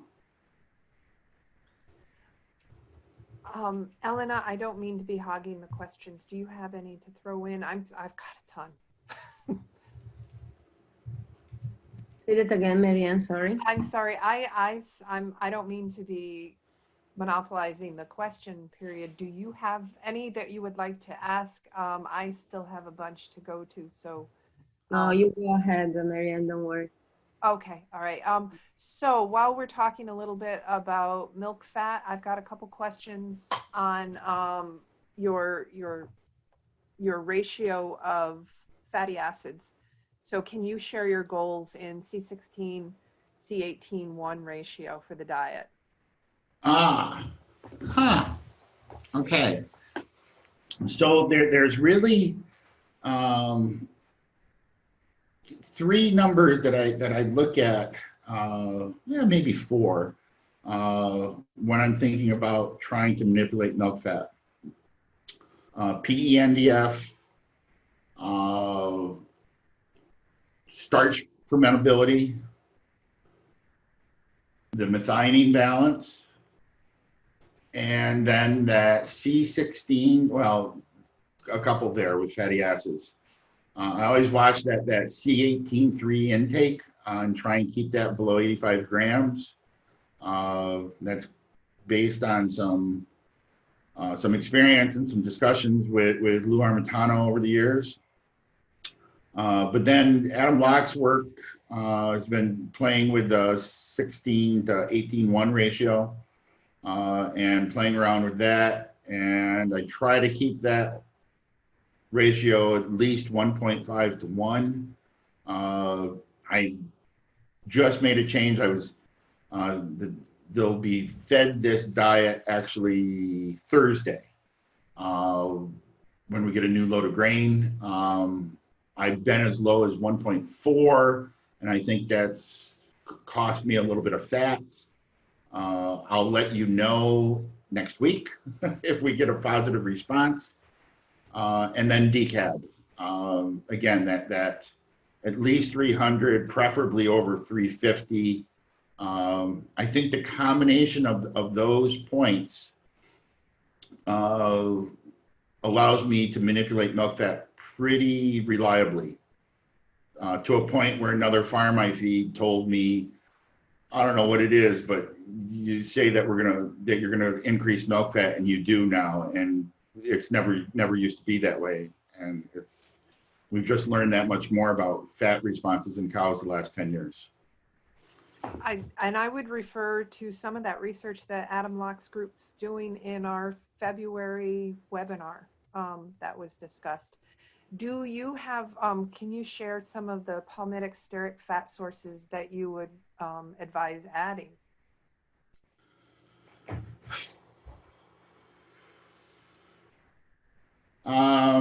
There's so many different ones around the world.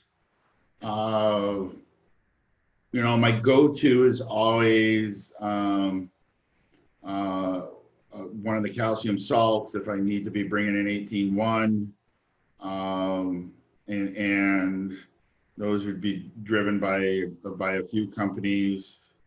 The high palmitic sources. I think there's even more choices of them out there now. I'm not going to name brand names because there's just way too many of them to start thinking about.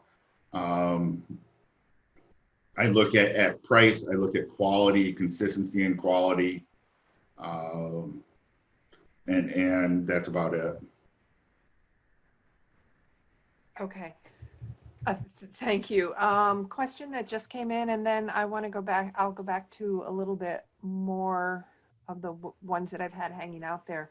Can you speak about how important the cattle description, and also we've got a lot of questions about use of scale weights, how often and when. So address that then. In this high pen at 100 pounds of milk, the cattle description looks to be mid 80s. Dry matter is overfed by 5 pounds. 118 and 120% of MEMP requirement. Comment on that. Oh yeah. Well, yeah. Well, all right. Isn't there a tree option you should be using? Let's bring up those old cows. Oh, I think I might have been showing some people some stuff. Let's make that group's actually averaging probably around there and there. So let's see what that tells us. For.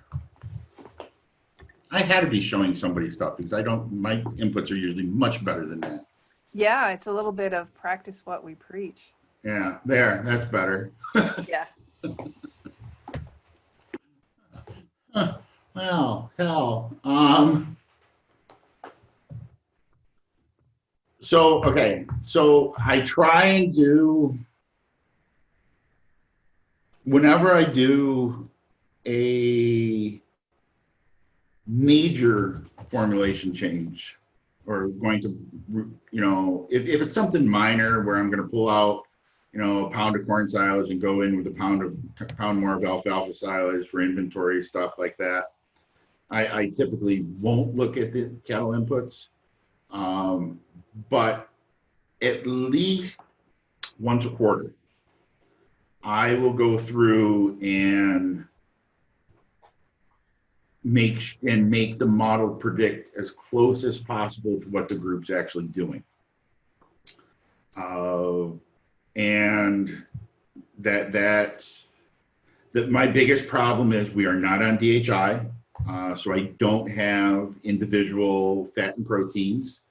So my components are inputted based on what the tank average is, and then thinking about the stage of lactation of the group as to where they would be on those component curves. But I have decent dry matter intake numbers, and we've got daily milk rates. I've got really good milk rates. So that gives me, if I spend the time cleaning up some of these inputs better, I'll be within half a pound of energy allowable milk versus what the group's actually doing. And again, I try to do that at least once a quarter. Okay, thank you. And yeah, that's a really good illustration of the importance of animal inputs, how much that changed. Tom, can you address sort of at what critical points are you doing those body weight measurements? And great to have scales on the farm. Oh, okay. I've got 3 sets of scales. So I get body weights, birth, sometime soon after weaning, 6 months, first estrus, first breeding, and then 6 to 8 weeks pre-calving. I wish I could get weights consistently on cows, but we don't have the infrastructure to do that. If I could at least get body weights on fresh cows, I would be ecstatic. But I don't. Body weight's critical input. So this is kind of, in the past, I've weighed some cows, and those are kind of how I've ended up with the mature weights that I use, and then do some calculations based on what stage of lactation, what parity, to try and get some estimates. What I really look at is if I know my milk and if I know my dry matter intake, and if that predicted intake is lining up, pretty close, let's say within 5%, then I know my body weight's a realistic number. Because those intake equations are basically body weight and fat corrected milk. So I kind of use that predicted intake versus my actual intakes as an internal check to what my inputted body weight is. Have you found that you've had to increase the body weights on the herd as you've improved the young animal protocols? No, Okay. it's more of just an overall change in the genetic base over the last 25 years. Okay. A question, and this is from Charlie, but I believe he has left the webinar, so we actually can address this in a response to him via email, but this is also bypass fat fed to which animals to lead to improved pregnancy rates. Yep, that's the Essentium product. Okay. You may have answered that when I was looking at other things. Unless I get some more questions in our chat and our Q&A, I'm going to save some of these that I have relative to Marcos for the evening webinar because it's getting on towards 11:30. And it's going to be a long webinar tonight too. So unless we get any other closing statements, poor Elena had to leave because I think it's late over there. We've got another meeting that actually started 20 minutes. Yeah, Bill popped off, and yeah. So anybody that we'll have more questions tonight. If anybody wants to pop in towards the end to just ask questions, feel free. So, Do you have some questions you want to start off Yes. with? Okay. I have a lot. All right. Well, why don't we do? Obviously. Oh, I knew you would. Why don't we do a few with you, Marcelo? If you have questions, Sean, same thing. And then we'll come back to me with the questions I have. So go to it, Perfect. Paula. Okay, the first one. The high moisture corn you showed us is snaplage. Can you Correct. tell something about it? So we finish harvesting silage, and we switch the heads to a silage head to just a regular combine harvester head, and go right back out. So it's the same equipment, it's the same harvester, just a different head. So we're taking the whole ear along with the husk and the cob. So it's about 60% year in, year out, Paula. It's about 62% starch. How is that on moisture for packing? It's wild. Year in, year out, it's about 60 dry matter. All right. Let's see. I also, Paula, not to jump into yours, but I'm just checking. I had some questions about snaplage, and I want to get to that while we are, unless it just was answered. How is the effectiveness of the fiber in the snaplage relative to the fiber in corn silage, alfalfa, and straw? I never think about snaplage as providing much PENDF. And actually, Marianne, if I can take over the screen. Yep. Let me see if I need to give you permission. You do. All right. I'm going to stop my share. And there you go. There we go. So let's see. Let's take a look. Let's go to the high cow diet. And I'll be nice. I'll even switch to metric for everyone. So I'm feeding about, come on. So 2.3 kilos of dry matter of that snaplage, and it is providing me with, come on, I got too many recipe screens open. I was trying to be clever.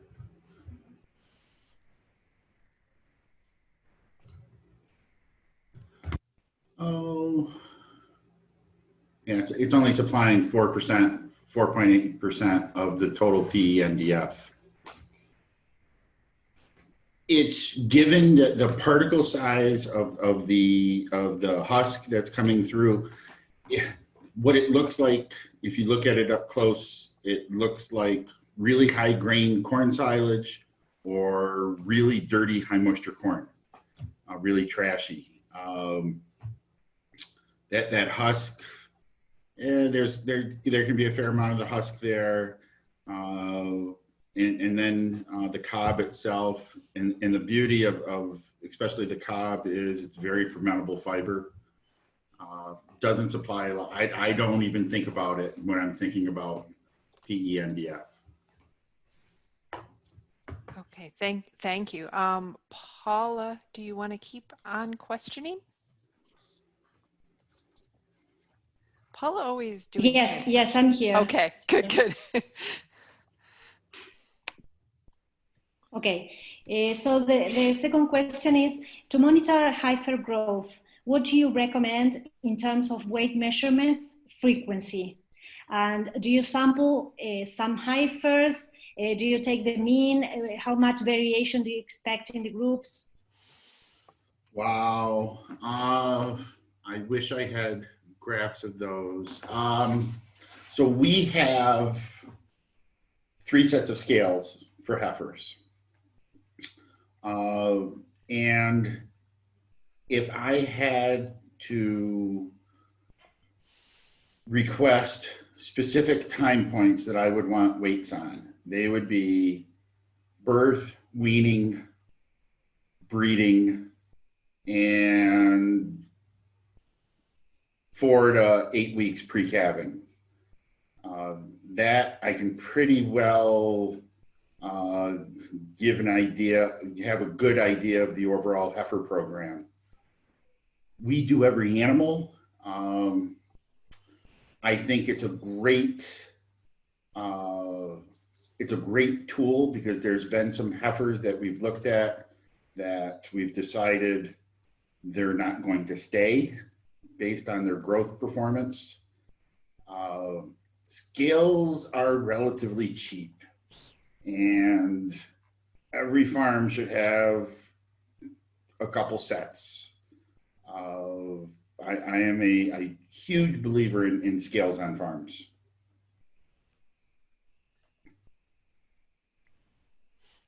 Great, great. Paula, keep going. Okay. How frequently are cows regrouped? And do you feed different groups with different diets? Okay, so cows will come into the fresh group. When they exit the fresh group, they will go to a pen really based upon their lactation number. Some cows will never leave that group until dry off. If we look at our first calf heifer pen, just because of pressure and number of animals, they tend to move to the next pen, which is with older animals at about 180, 200 days in milk. We've got this late lactation group that is a mix of multiple parities, and some cows will move into that pen, some cows won't. It all depends on population dynamics, if we need room in specific pens. I do different diets for first calf animals, then there's the high cow diet, and then there's the late lactation diet. They are all pretty similar.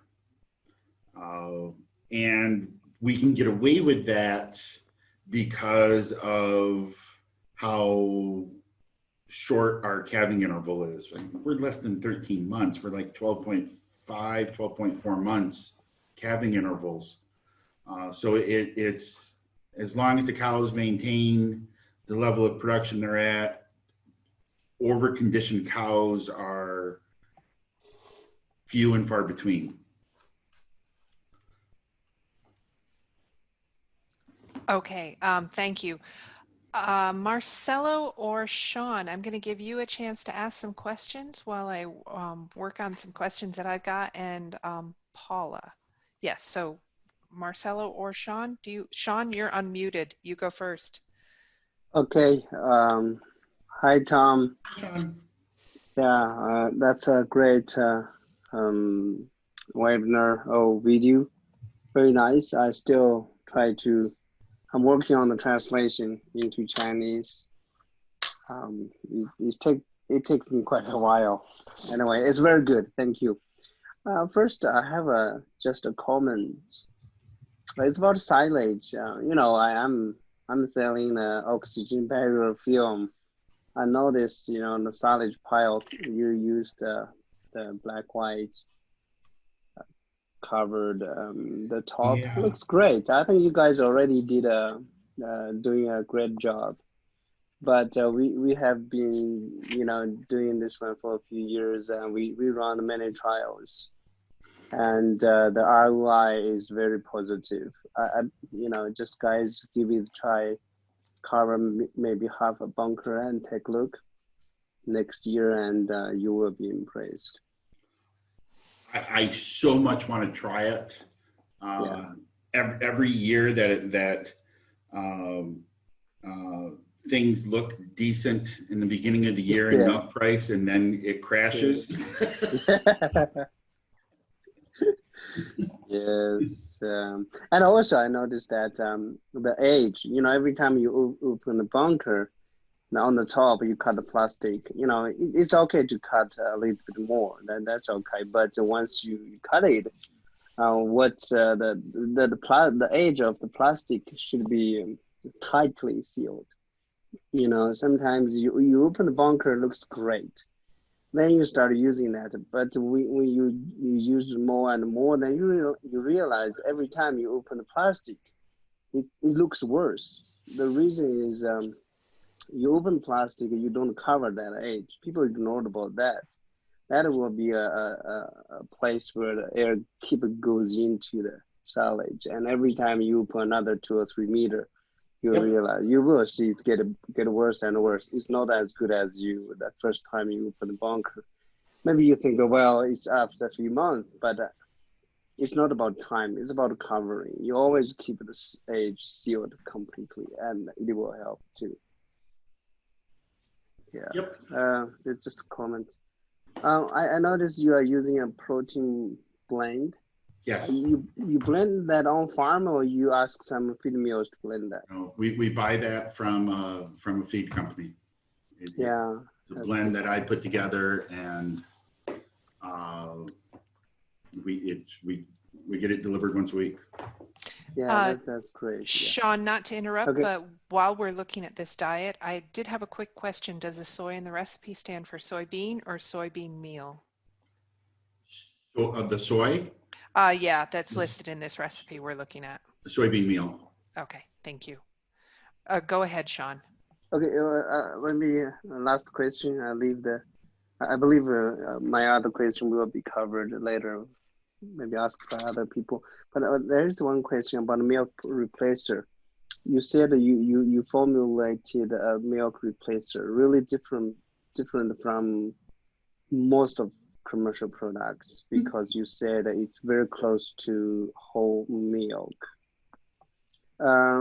So is it competitive? In China, sometimes when the milk price become very low, and some dairy farms just go ahead, get convert their milk to milk powder. They stock it because it just doesn't make sense to sell the liquid milk.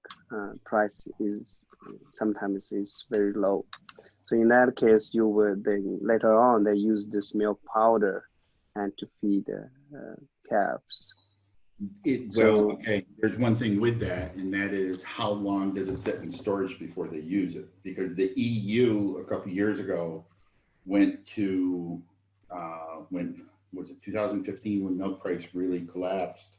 Yeah. They purchased millions of liters of milk and made it all into powder, and it all went into storage. And Yes, they yes. started releasing that all, and it was being used for milk replacer after 2 years, 2 to 3 years, and it was terrible. The digestibility was horrendous because of how fast they dried it and then sitting in storage that long.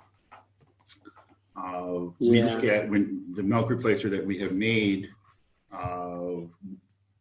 the shelf life, the tag shelf life on it is a year, and we don't like to see any of it sitting in inventory greater than 6 months.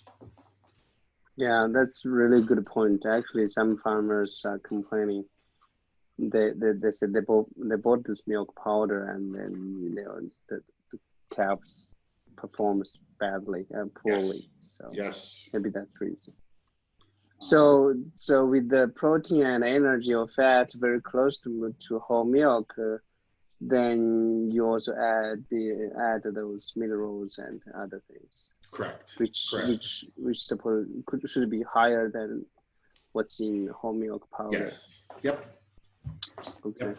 Okay. Sean, yeah. While we're discussing, Tom, while we're discussing a little bit about calves, I had a question from Marcos. He's asking how much milk are you feeding per calf? Is it fixed or a variable volume? And what are your weaning criteria? Okay. Yeah. Our weaning criteria is very simple. Day of age. Our milk feeding is this. The first 3 feedings of life are colostrum. And then from the 4th feeding through day 21 of life, they are fed 3 quarts of milk in the morning, 2 quarts of milk replacer at noon, and 3 quarts of milk in the evening. From day 22 to day 48, it's 4 quarts of milk, 2 quarts of milk replacer, 4 quarts of milk. So in total, we're doing 8 and then 10 quarts a day. Okay, thank you. Unless I'm going to ask a quick question that you already answered, but we're going to share it with the class. This was a question on dairy comp, best commands or graphs to see how a herd is doing as far as early milk production performance. Yeah, that's a little bit of a tough question. It really depends. Everyone has their ideas of how to do this. To me, it depends on, do I have daily milk weights or not? If all I have are test day data, then it's going to be a lot more difficult to really look at this. With daily milk weights, in agriculture, I learned this. It took me a few years to learn this working with this farm. One brother is very graphically oriented. The other brother is tabular oriented. So I would show a graph of how cows were doing, and the one brother picked up on it right away and understood. The other brother sat there looking at me like I was from Mars. Me personally, I'm a graphic person.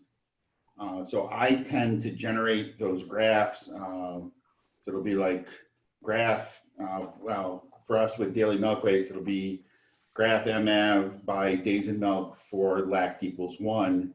And I'm just looking at the shape of the curve. And what I look at more is the outliers. Why do we have this subpopulation that's low in the graph? If I wanted to generate a table, then I'll do things like I'll create some items in dairy comp to look at maybe day 7, day 14, day 28 milk, and capture the 7-day milk averages on those. And I watch heifers. I watch our heifers quite closely, so I'll be looking at what is their performance in relation to the mature herd at various stages of lactation to see if they're like 82% production level of what the mature cows are doing, especially at peak and a little bit before peak. But generally, I just watch the shape of those graphs. It's hard to explain and I'm looking at the slopes. I just have this visual idea in my mind of what slopes should look like and what the relationships between the different parities, what I'm looking for. I can't really explain it beyond that. Okay, thank you. Thank you for elaborating on that. Paula, I'm going to give you an opportunity to ask some questions if you would like, or okay, good, go. And if it's on a topic that I have some of, I will possibly butt in. Okay. Okay, perfect. Okay. Can you tell us what nutritional strategies you use to mitigate heat stress?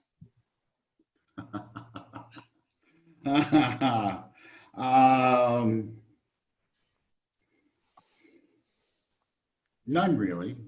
I will, the one thing that I'll watch more closely during heat stress is DCAD.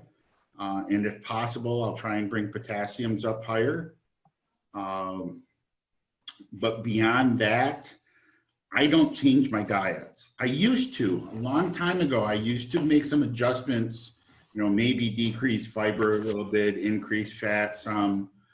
And I was never satisfied with how the responses were. So to me, it's very much, I will formulate those diets to maintain rumen health, and anything that we can do to stimulate intake. It comes much more down to what is the farm going to do for cooling, for heat stress abatement, and ensuring that the feed in front of the cows stays fresh, doesn't heat, no secondary fermentation.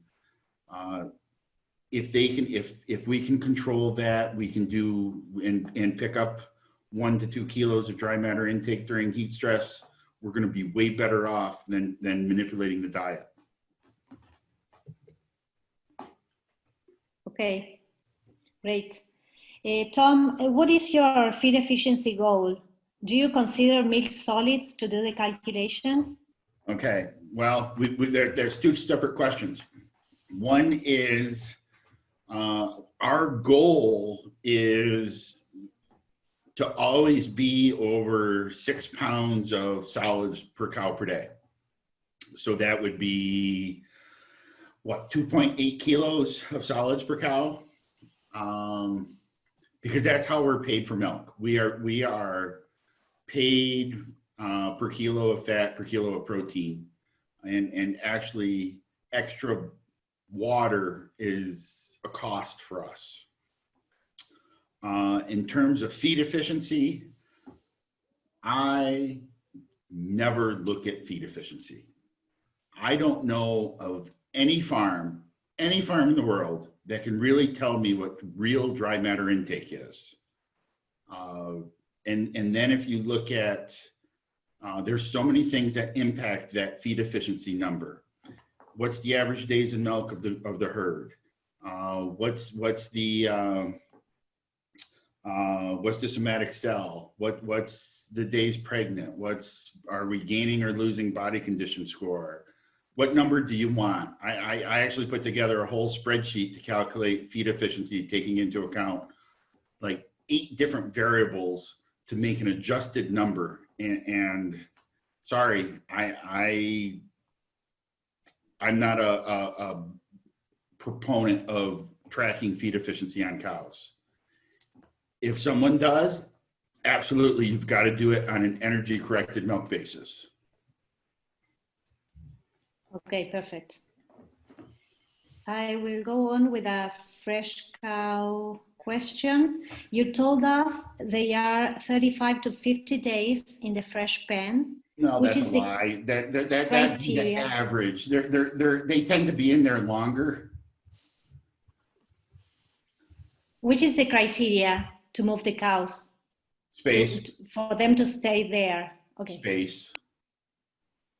Pure and simply, how many fresh cows do we have coming in and how much room do we have in that pen?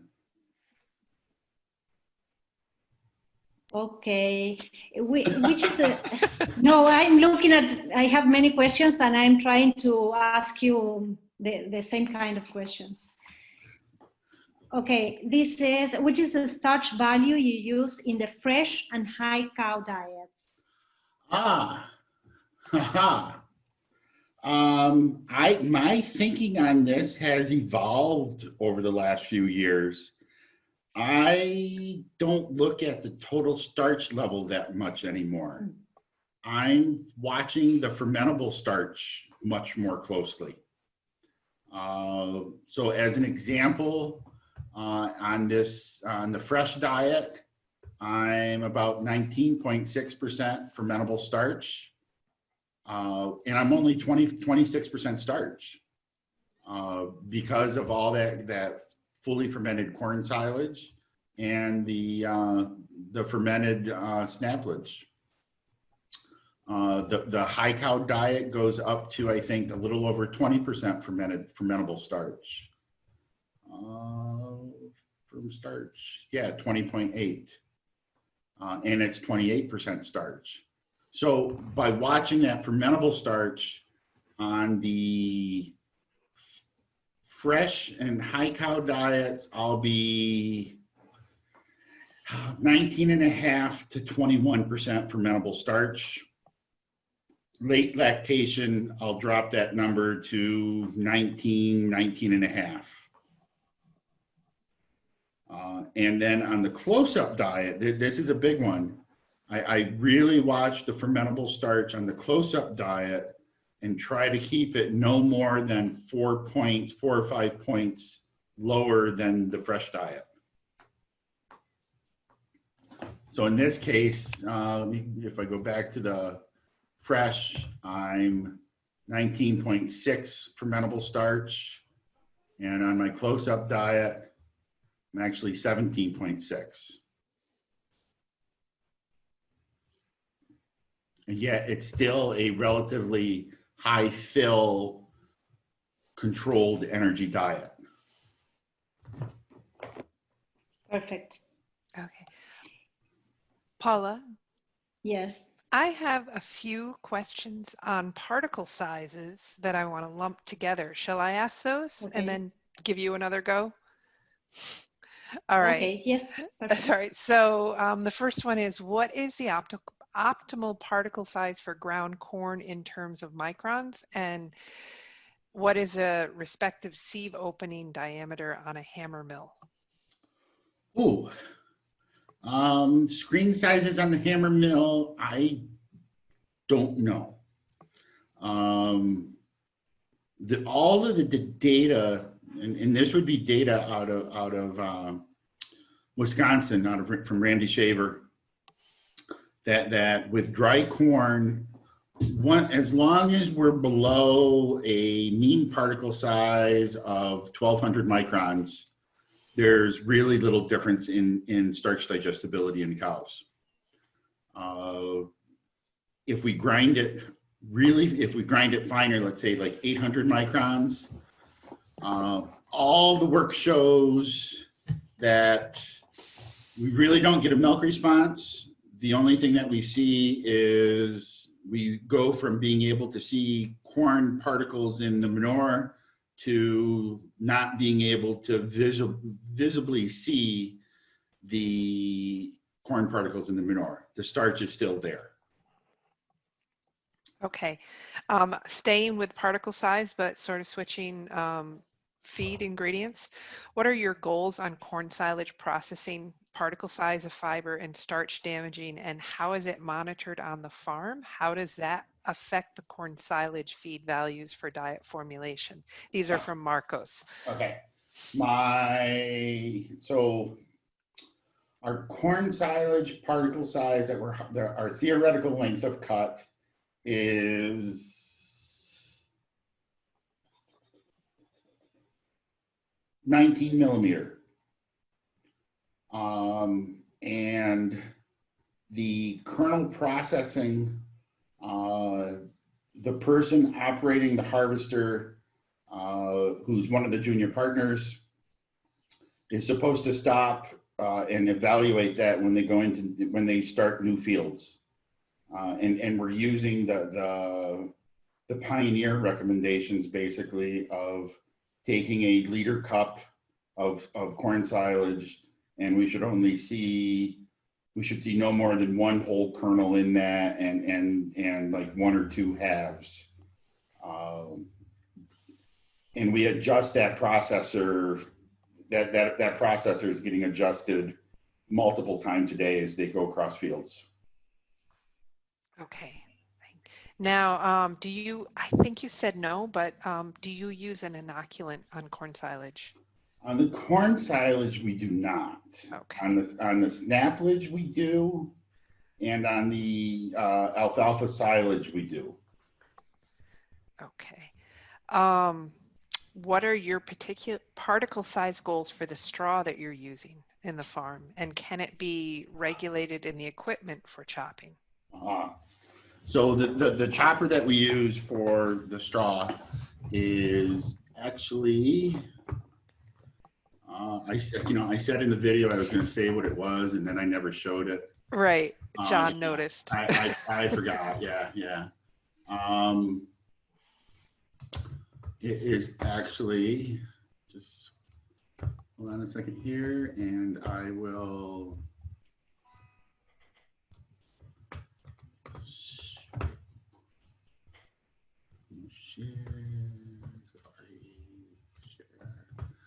Go. It's a hay buster, and we've got 2 size screens for it.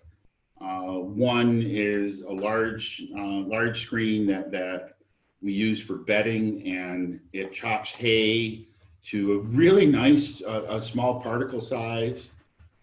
If we chop straw with it, it's just way too long. So we got a smaller screen. I think it's 45 millimeter hole size on that screen, and we consistently get no particles, no straw particles that are longer than 40 millimeters. Cool. Okay. Well, thank you, Paula. I'm going to let you talk, and then we have some questions. We have some questions on heifer growing. So Paula, why don't you ask some questions and we'll go back to that. Okay, I have both. So I will start with the cows questions. Okay. Which is the C16 to C18 ratio you look for to increase milk fat to 3.7? So when I want to manipulate milk fat, I'm actually looking at 4 things. PENDF, but not so much anymore. The total grams of intake of 18.3. I'll try really hard to keep that below 85 grams. The starch, the fermentable starch, and I can see it on another farm that I work with. The fermentable starch went up to 21.5, and we lost 3 points of milk fat. DCAD, I become a huge proponent of keeping DCADs at a minimum of a positive 300 on lactating cows. And then I'll look at the C16 to 18:1 ratio, and my target is to be greater than 1.5 to 1. And 1.7, 1.8, I think seems to give a little bit more consistency. We'll see that this diet here is 1.77. The cows saw this diet for the first time today. Just because of some forage changes, I dropped to 1.4. And between those forage changes and this change and the change in the ratio, we lost a couple points in fat. So ask me next week if the cows responded. Okay, I will. Please do. Okay, what do you think about feeding a 7% sugar diet, a TMR, when you have variable starch because corn silage is from various sources? That can work very well. I have fed as high as 11% sugar diets. And obviously the starch levels on those diets were in the 18, 17% range. To me, you know, I don't really care. To me, it's what's the most cost-effective way to get as much fermentable carbohydrates into the cow as possible. And if doing it with more sugar gives us a more consistent delivery of those fermentable carbohydrates, I'm all for it. Okay. Tom, can you tell us how many feed deliveries per day you do for milking cows, and what's the frequency of push-up? We feed once a day. And push-ups are done after feeding. The first push-up is 4 hours later, and then it's done every 2 hours after that. Tom, you had a good discussion this morning of your experiences or the research on feeding frequency and dry matter intake. Would you elaborate a little? Okay, so the data that's out there is pretty intriguing. There's not much difference between once a day and twice a day feeding. But then when we go for every increment of after that, unless there is a problem with the silage where there's secondary fermentation and heating, we actually see dry matter intake decrease. It's kind of counterintuitive, but what it is, the cow's primary trigger to start a new meal is the delivery of fresh feed. And it's interfering, if we're feeding 3, 4, or 5 times a day, that's interfering with her rest time. And she changes her eating behavior, her eating time, her rate of consumption, and that all comes at the expense of less rest. And that's why then the net result of that is less intake.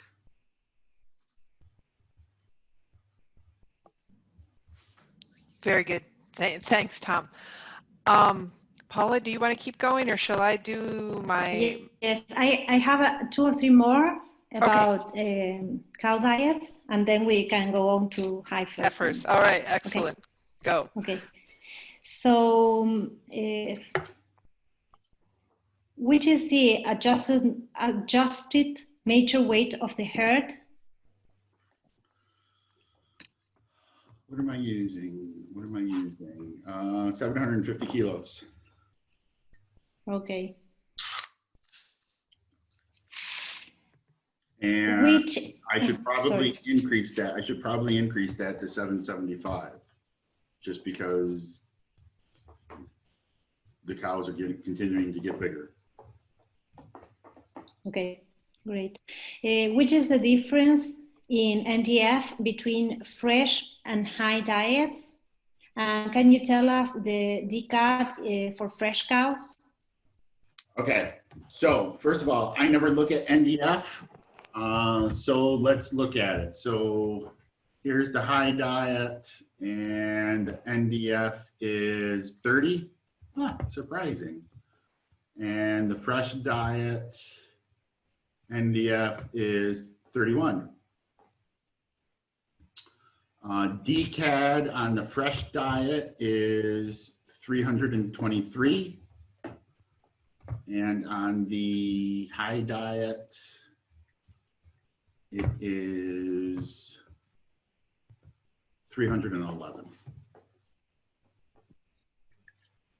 Okay, perfect.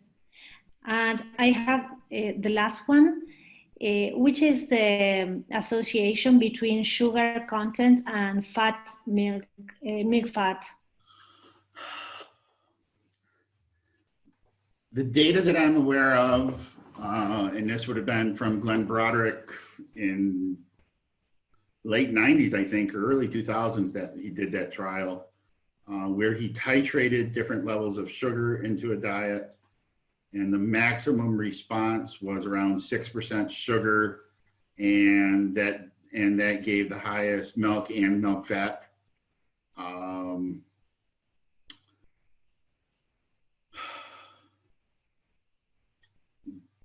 Beyond that, you know, some of the data would say that we would see a milk fat response by increasing sugar levels.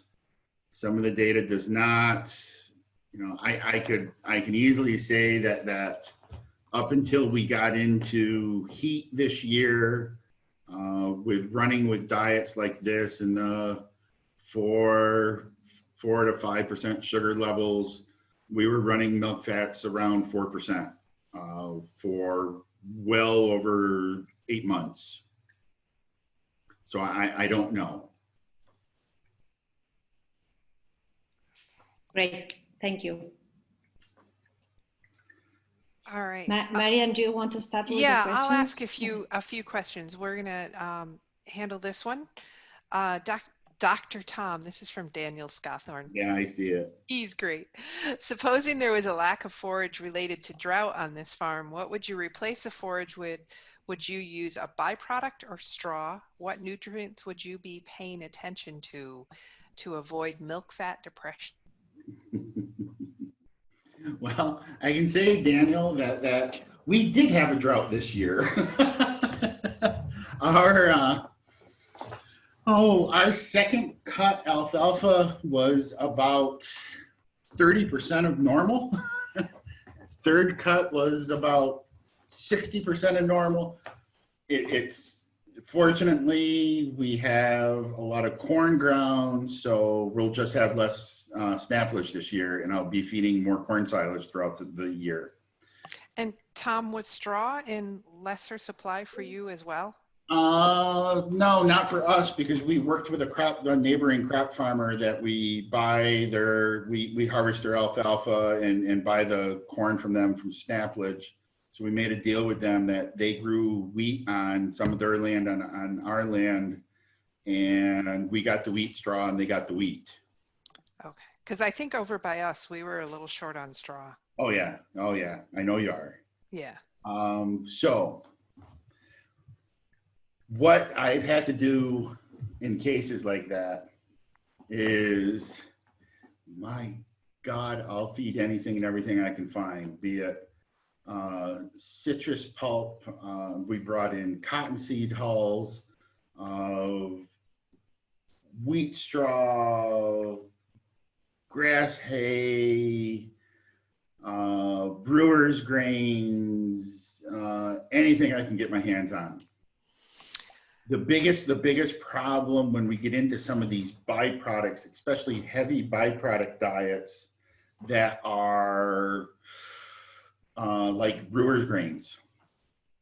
Great product. Brewer's grains, highly fermentable fiber, nice protein, binds everything together. Cows love it.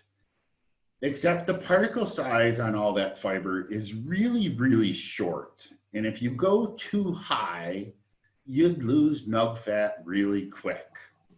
So I really, when I have to go to these high byproduct diets, not only the PENDF I'll pay even more attention to, but I will be decreasing that fermentable starch. I would, instead of running 20.5% fermentable starch, on diets like that, I may only run 18. It's that fine balancing act of ensuring that we don't push that CLA pathway. All the other nutrients I formulate like normal. I just watch that. I'll watch that fermentable starch more closely. When you were mentioning using anything you can find, it reminds me of, I think about a year ago, my husband knew of a big farm around here. I think I asked you about it, that was looking to use wood chips or wood. Yeah. See, yeah. I won't go that far. Yeah. No, it's kind of that I remember asking you, and you were. I do know farms that use poultry litter in heifers. Mm-hmm. Yeah, anything that's fermentable. Let me put it that way. Anything that's fermentable, I'll try and feed. Okay. Paula she's got a question about metabolic problems in fresh cows. So let's pop back to cow discussion. Yes, sorry. That's okay. I missed it. Okay. Norberto says fresh cows are very healthy in that herd. What is the main support of it?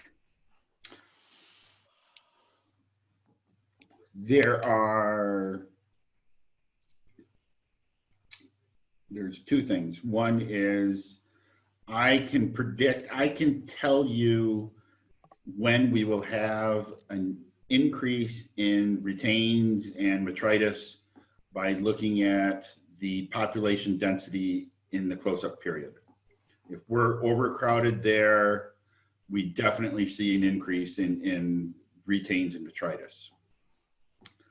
Beyond that, and there's data that shows the same thing out of the Animal Welfare Research Group up at British Columbia.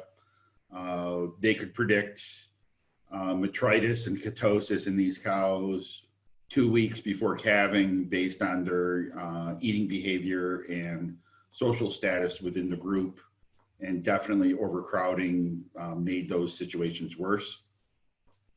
The other is my close-up diet is, it's really simple, but it's really pretty focused. I spend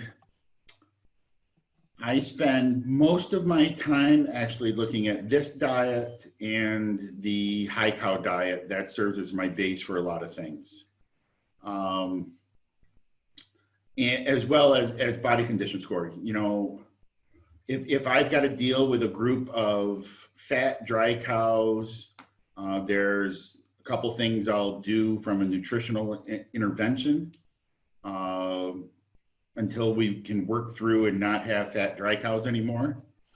But typically, when I do close-up diets, I follow a pretty consistent recipe.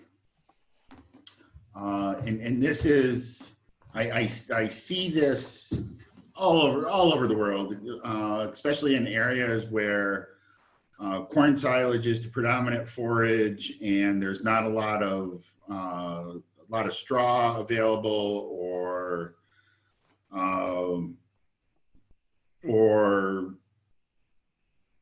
grass haze or whatever. But I'll typically see a lot of these diets where this forage NDF as a percent of body weight is below 0.6. And nutritionally, if we look at the energy balances, protein balances, sure, on paper, we can feed these diets. And I will sit here and tell you they are cow killers. It is a great way to get post-calving metabolics as well as a lot of DAs. These cows, I'll do anything possible to keep the rumens full during the transition period. So my target is on these close-up cows is always to be at least 0.75% of forage NDF as a percent of body weight. Keep my energy balance as close to requirement as possible. lots of MP. Like I said, I keep my fermentable starch less than 5 points lower than the fresh cow diet. I feed methionine. I feed methionine at the same levels as I do in the lactating cows. So there's 1.17 to 1.2 grams of methionine per mcal of ME.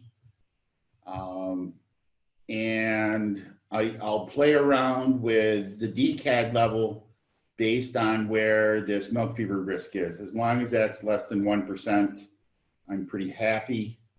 I feed Monensin. The only place I feed Monensin is close up and fresh. And my minerals, I sort of break lots of rules. I'm low calcium. But I do mag and sulfur, I'll bring up automatically to 0.4. And then everything else is pretty much the requirement with the exception of vitamin E. I've implemented these types of pre-fresh diets all over the world. And the change in cow health and fresh cow performance is frightening.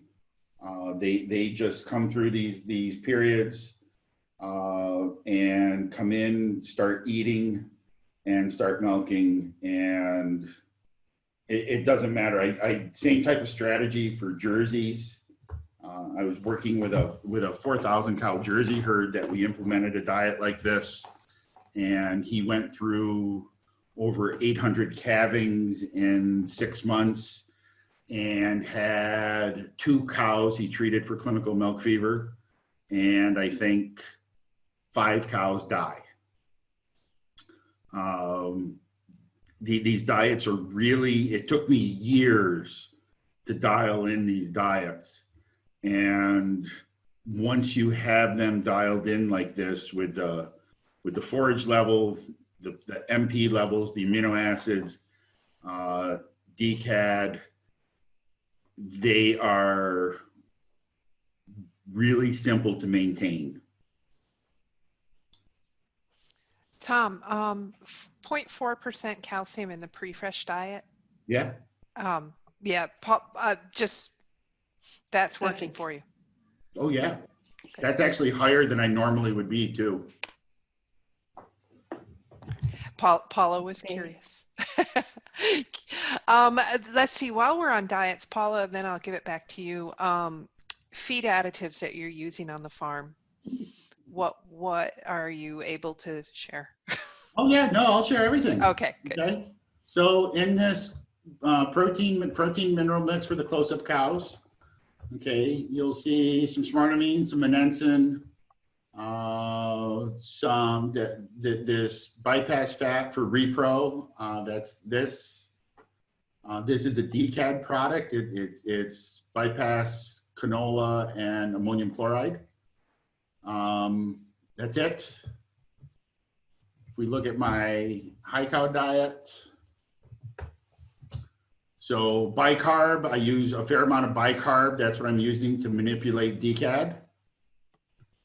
And if we look at what's in this mix, so both smartamine M and smartamine ML to get some lysine, and some high palmitic fat for the C16.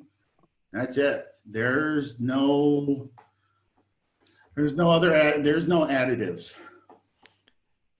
What is your calcium source back on that pre-fresh diet? On that pre-fresh diet, that calcium primarily is going to be coming from background feeds.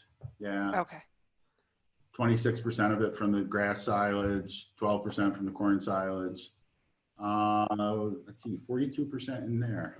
Let's see, what's in there? Oh, yeah, it'd be coming from the Essentium. That's a calcium salt. I love that question mark. Yeah, that's where, if I wasn't feeding this, just to give you an idea, if I take that out, 113 grams. Okay, my calcium goes to Yeah, 0.35%. That's normally where I am. Okay. All right, Paula, do you want to keep going? Okay. My questions are multiplying. They are growing. Okay, which is the dry matter intake for first lactation cows at peak? I don't know. I know what it is for the pen. And that pen would be, let's see, that is,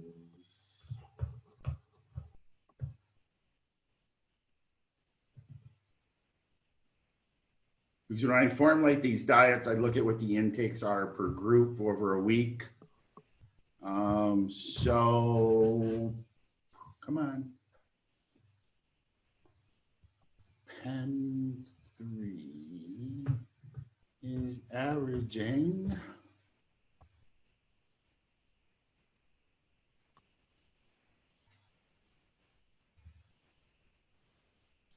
There you go, 22 kilos.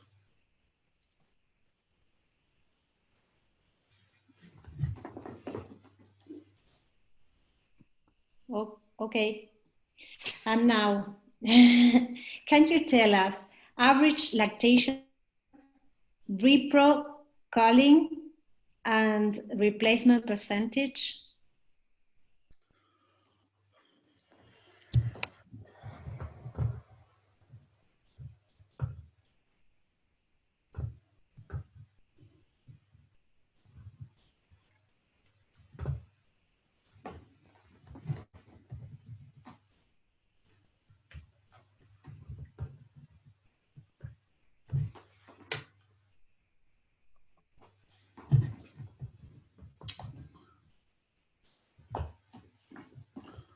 Okay, let's see. This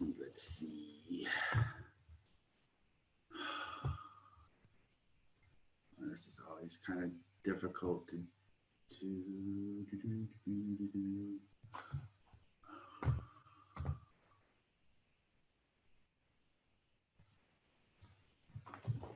What do you want to know? Say that again. Okay, average lactation number of the herd. Hold on. Okay.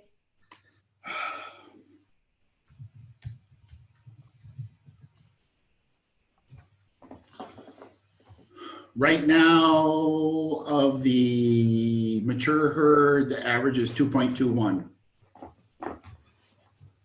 Okay. Repro culling? Calling for repro issues? Yes.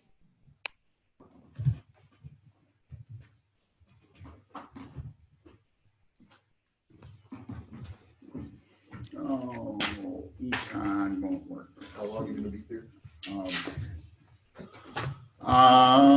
Let me see. I'm trying to use. I'm using the Dairy Comp platform, so they don't have everything in it like they do if I was sitting at the computer. So let's see. Did you show that in your shot? No. In your video? Okay. No. Repro would probably be a third of the calls. I'm just going to guess off the top of my head. Our call rate is running 32 to 35%. So yeah, probably a third to half of that would, a third of that would be repro. Okay, great. And the replacement percentage? Are you growing? Oh, yeah. We're constantly growing.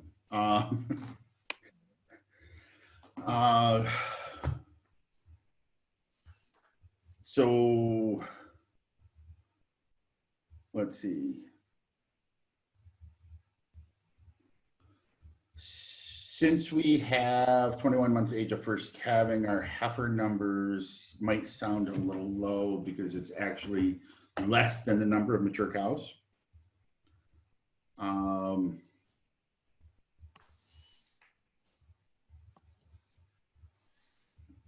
Yeah, I guess I don't quite understand the question, Paula. No, which is the replacement percentage? Oh, so the culling, the culling rate. Yes. Yeah, it's like we're averaging 35% depending on the month. Okay. Carlos said some high group cows were in a body condition score about 2.5 individual. Is that the lowest value you want? Yes.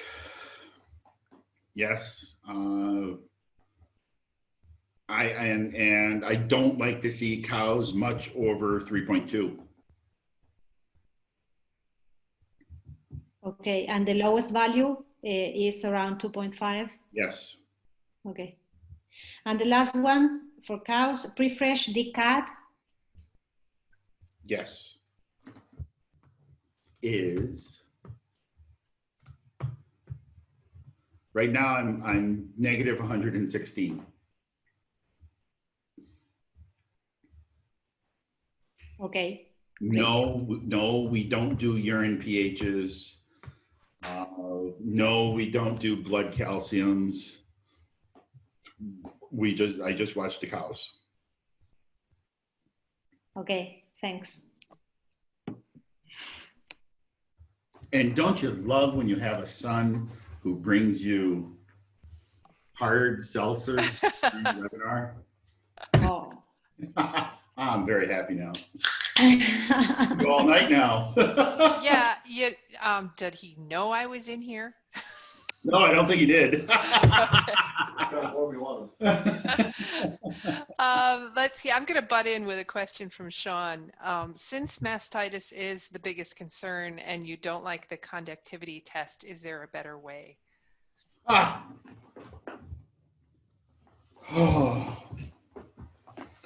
Well, we do have any questionable cow. We've got the DILA valve cell count tester piece of equipment that works okay. Yeah, any questionable cow, we measure with that. Hopefully someday someone will come up with a better way to do actual somatic cell count on cows in the parlor. All right, back to you, Paula. Or do you want me to ask my heifer questions? As you want. Oh. I can start. Okay, you start. Okay. You might have them anyway. Okay, I think you told us that calves were fed with milk replacer and waste milk also. Is it right? That is correct. Okay, which is the energy and protein concentration in the pre-wean calves diets? Well, I don't know.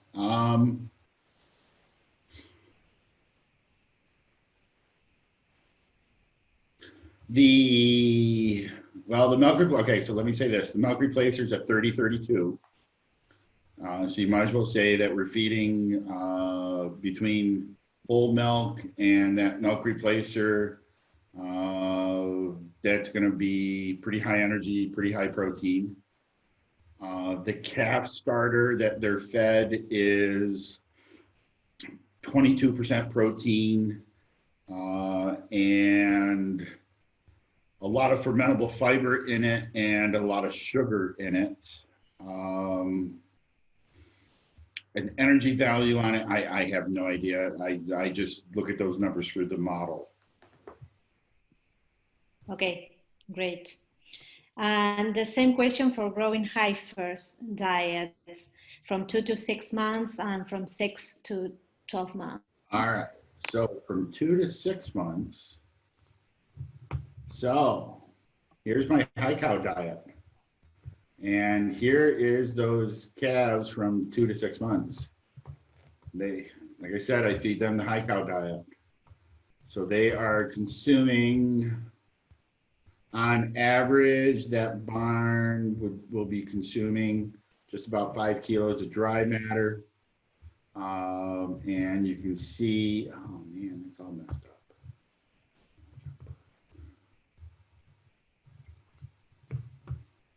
And it is supporting, it's saying that's saying it's only supporting about 1 kilo a gain.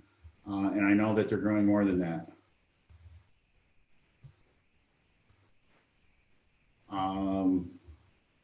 I must have something weird set up there.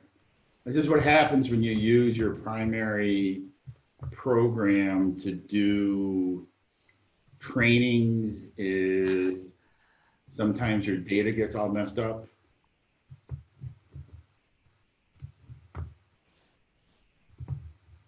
It's gotta be something stupid. Oh yeah, that's what this stupid is. That's not even what it is now, where our average is probably like that.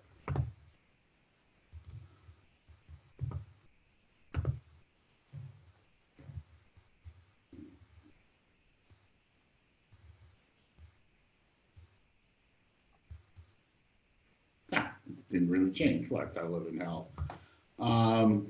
Yeah, no, these girls, feed these girls the high cow diet, and I just get out of their way with how, like you saw in the graph from the farm, day 78 through 6 months of age, that group's averaging over 1.2. I think it was over 1.3 kilos a day. So this was a question that Marcos had, was if your goals of the high body weight gain, is that why you're using the high group TMR, or is it a nutritional or a management decision? Well, that is a great question. Because if we look at, this is actually a great little graph that I put together. So I calculated the energy and protein requirements per kilo of intake. Okay, so this is the energy, the mcals of ME per kilo of intake for a 2-month-old heifer. So we got 2, 3, this is for 900 grams a day. And then a far off dry cow, a prepartum cow, a lactating heifer growing 500 grams a day, a mature cow giving 30 kilos, 40 kilos, 50 kilos. You can see that and this is for a 24-month age of first calving. These calves, less than 5 months of age, they really have pretty similar energy requirements as a cow given 40, 50 kilos. If we look at it from an MP basis, it's the same thing. You look at these 3 and 4 month old heifers, they actually have, this 3-month-old heifer has a higher protein requirement than a cow giving 50 kilos. Okay, look at this heifer, this pre-fresh heifer, she has the same protein requirements as a cow giving 50 kilos. So it really is, it's a nutritional decision. Yes, I have to grow them as fast as I do to hit the target weights because we calve at 21 months. But regardless of what calving age is, the growth requirements of these young heifers are extremely high. And then you add on top of that how efficient they are at depositing frame and muscle during this stage. They are as efficient as high producing cows. And if we don't feed them that way, we are giving up all sorts of potential gains in terms of economics of heifer rearing. Tom, people would love to have this graph.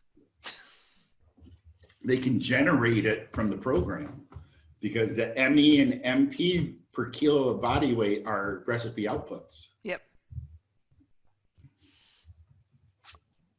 All right. I'm going to ask a real quick question while let's see. I'm going to stay with heifers, but then we've got a question about dry cow diet. Okay. Let's see. Is the composition of the TMR used for heifers in breed? What is the composition of the TMR and type of forage used for heifers and around breeding age and pregnant? Okay, so I used to have a couple diets for heifers. Now I've only got, once they go from the high cow diet, they're going to this diet. And I formulate this diet because this is across a wide range of requirements and ages. So I actually formulate this diet for the mid to late pregnant heifer, and then I'll also look at it for the youngest heifers that it's fed for to ensure that I have enough protein, especially knowing that those heifers around breeding age and early pregnant heifers, I'll be overfeeding protein. I'd rather do that than short anybody on protein. So this is the base diet. I do include a kilo of refusals from the lactating cows in this diet. The dry cow grass is, they're cool season grasses, harvested late. So they're low energy, high fill, typically around 62 to 65 NDF.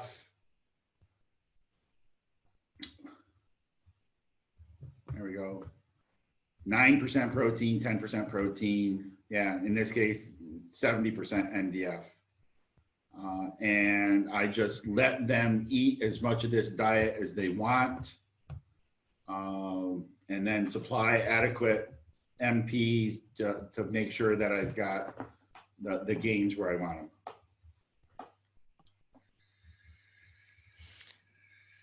All right, good. Paula has one more question on heifers. Go for it, Paula. Yes, okay. What are your body weight goals for heifers relative to mature weight?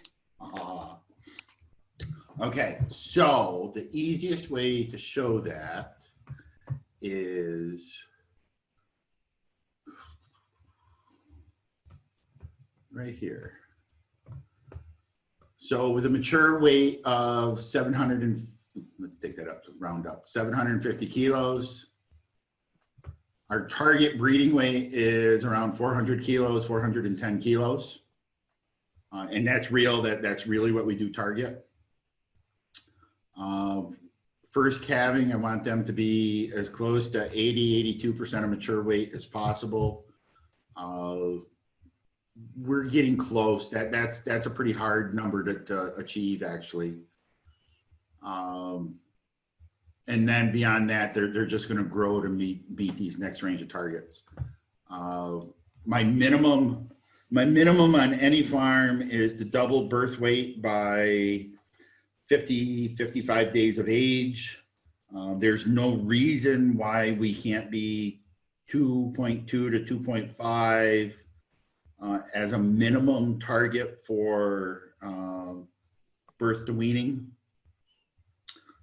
And then my rate of gain from there to breeding is somewhat dependent upon the desired age of first calving. You know, at 21 months, I've got to average a kilo, over a kilo. If we were 24 months, I'd only have to average 800 grams. But I'm still going to push those younger heifers harder to take advantage of their efficiency.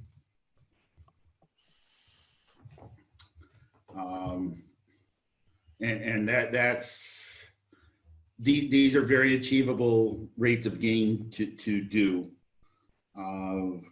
It's, you know, this farm a long time ago, one of the partners on the farm told someone when they were asked about heifers and why they do 21-month age of first calving. he had the perfect answer. Until that heifer calves and becomes a cow and it's putting milk in the tank, we're a beef operation. We need to feed them to grow as fast and as efficiently as possible. That's the cheapest way to do it. Okay, great, Tom. Thank you. Yep. Okay, Paula, do you have more questions? No, they were wondering what Tom was sharing in the screen, but I was telling them that I can see that, but I cannot see the numbers either. So it's the same. Oh, okay, Paula. You should have said I'll send you. I'll send you the farm file. Okay, thank you. That would be great. Tom, can we look at the dry cow diet? Far off or close up? I think, let's see if we get communication on that. I think we've looked at the close up. Let's look at, well, let's start with the far off and then move to the close up. Okay, Far off. Okay, so the far off diet's pretty damn simple. I feed some refusals, I think this one's going to be about 4 kilos of refusals. That grass silage. Yeah. 6.5 kilos of that grass silage, 6 kilos of corn silage, and a little bit of minerals, and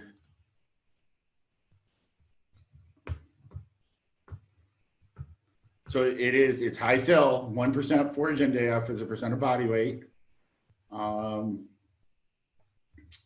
And anything I can do to try and keep those girls from neither gaining nor losing weight.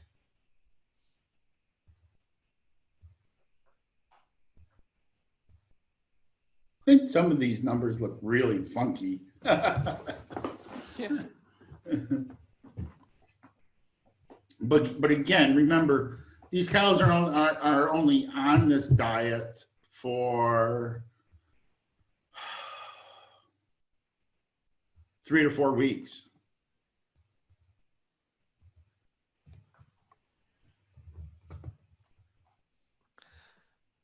Okay.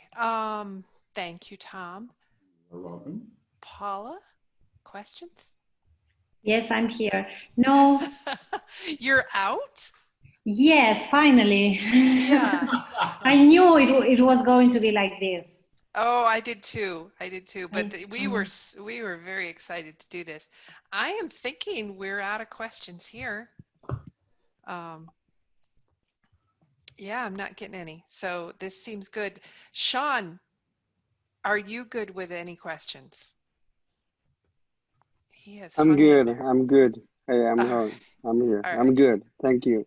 Well, we had a great list of questions from Marcos Neves Piera, and he said to just pass on his thanks for your hard work and to the farm that gate opened up and let you do all this as if they have a choice. And yeah, we've had a lot of thanks for this webinar.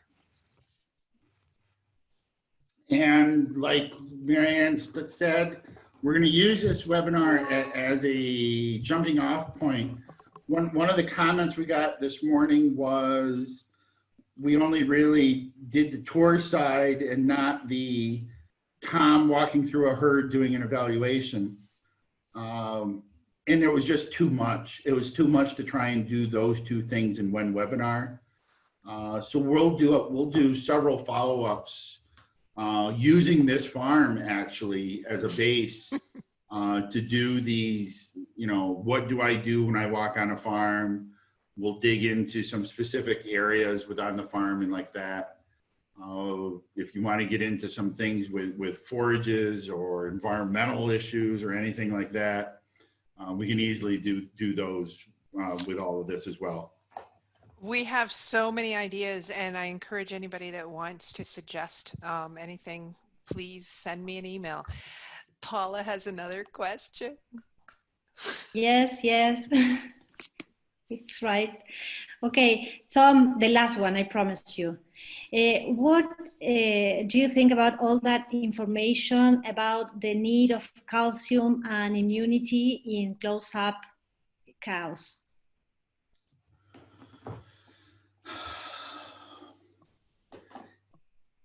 It all comes down to how can she do calcium metabolism.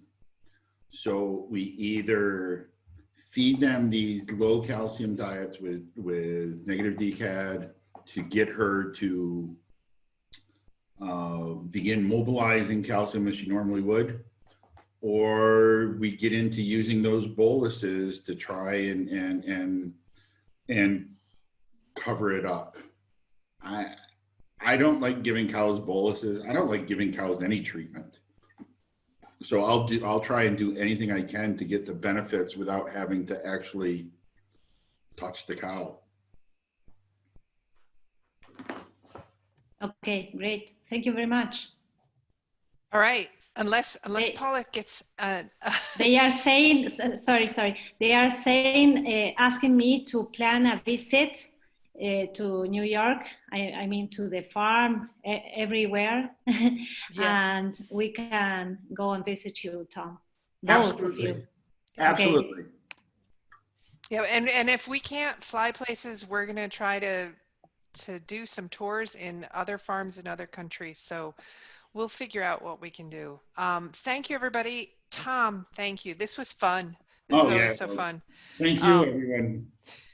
All right. Thank you very much. Thanks, everybody, and we'll see you next month. Bye. Bye. Bye.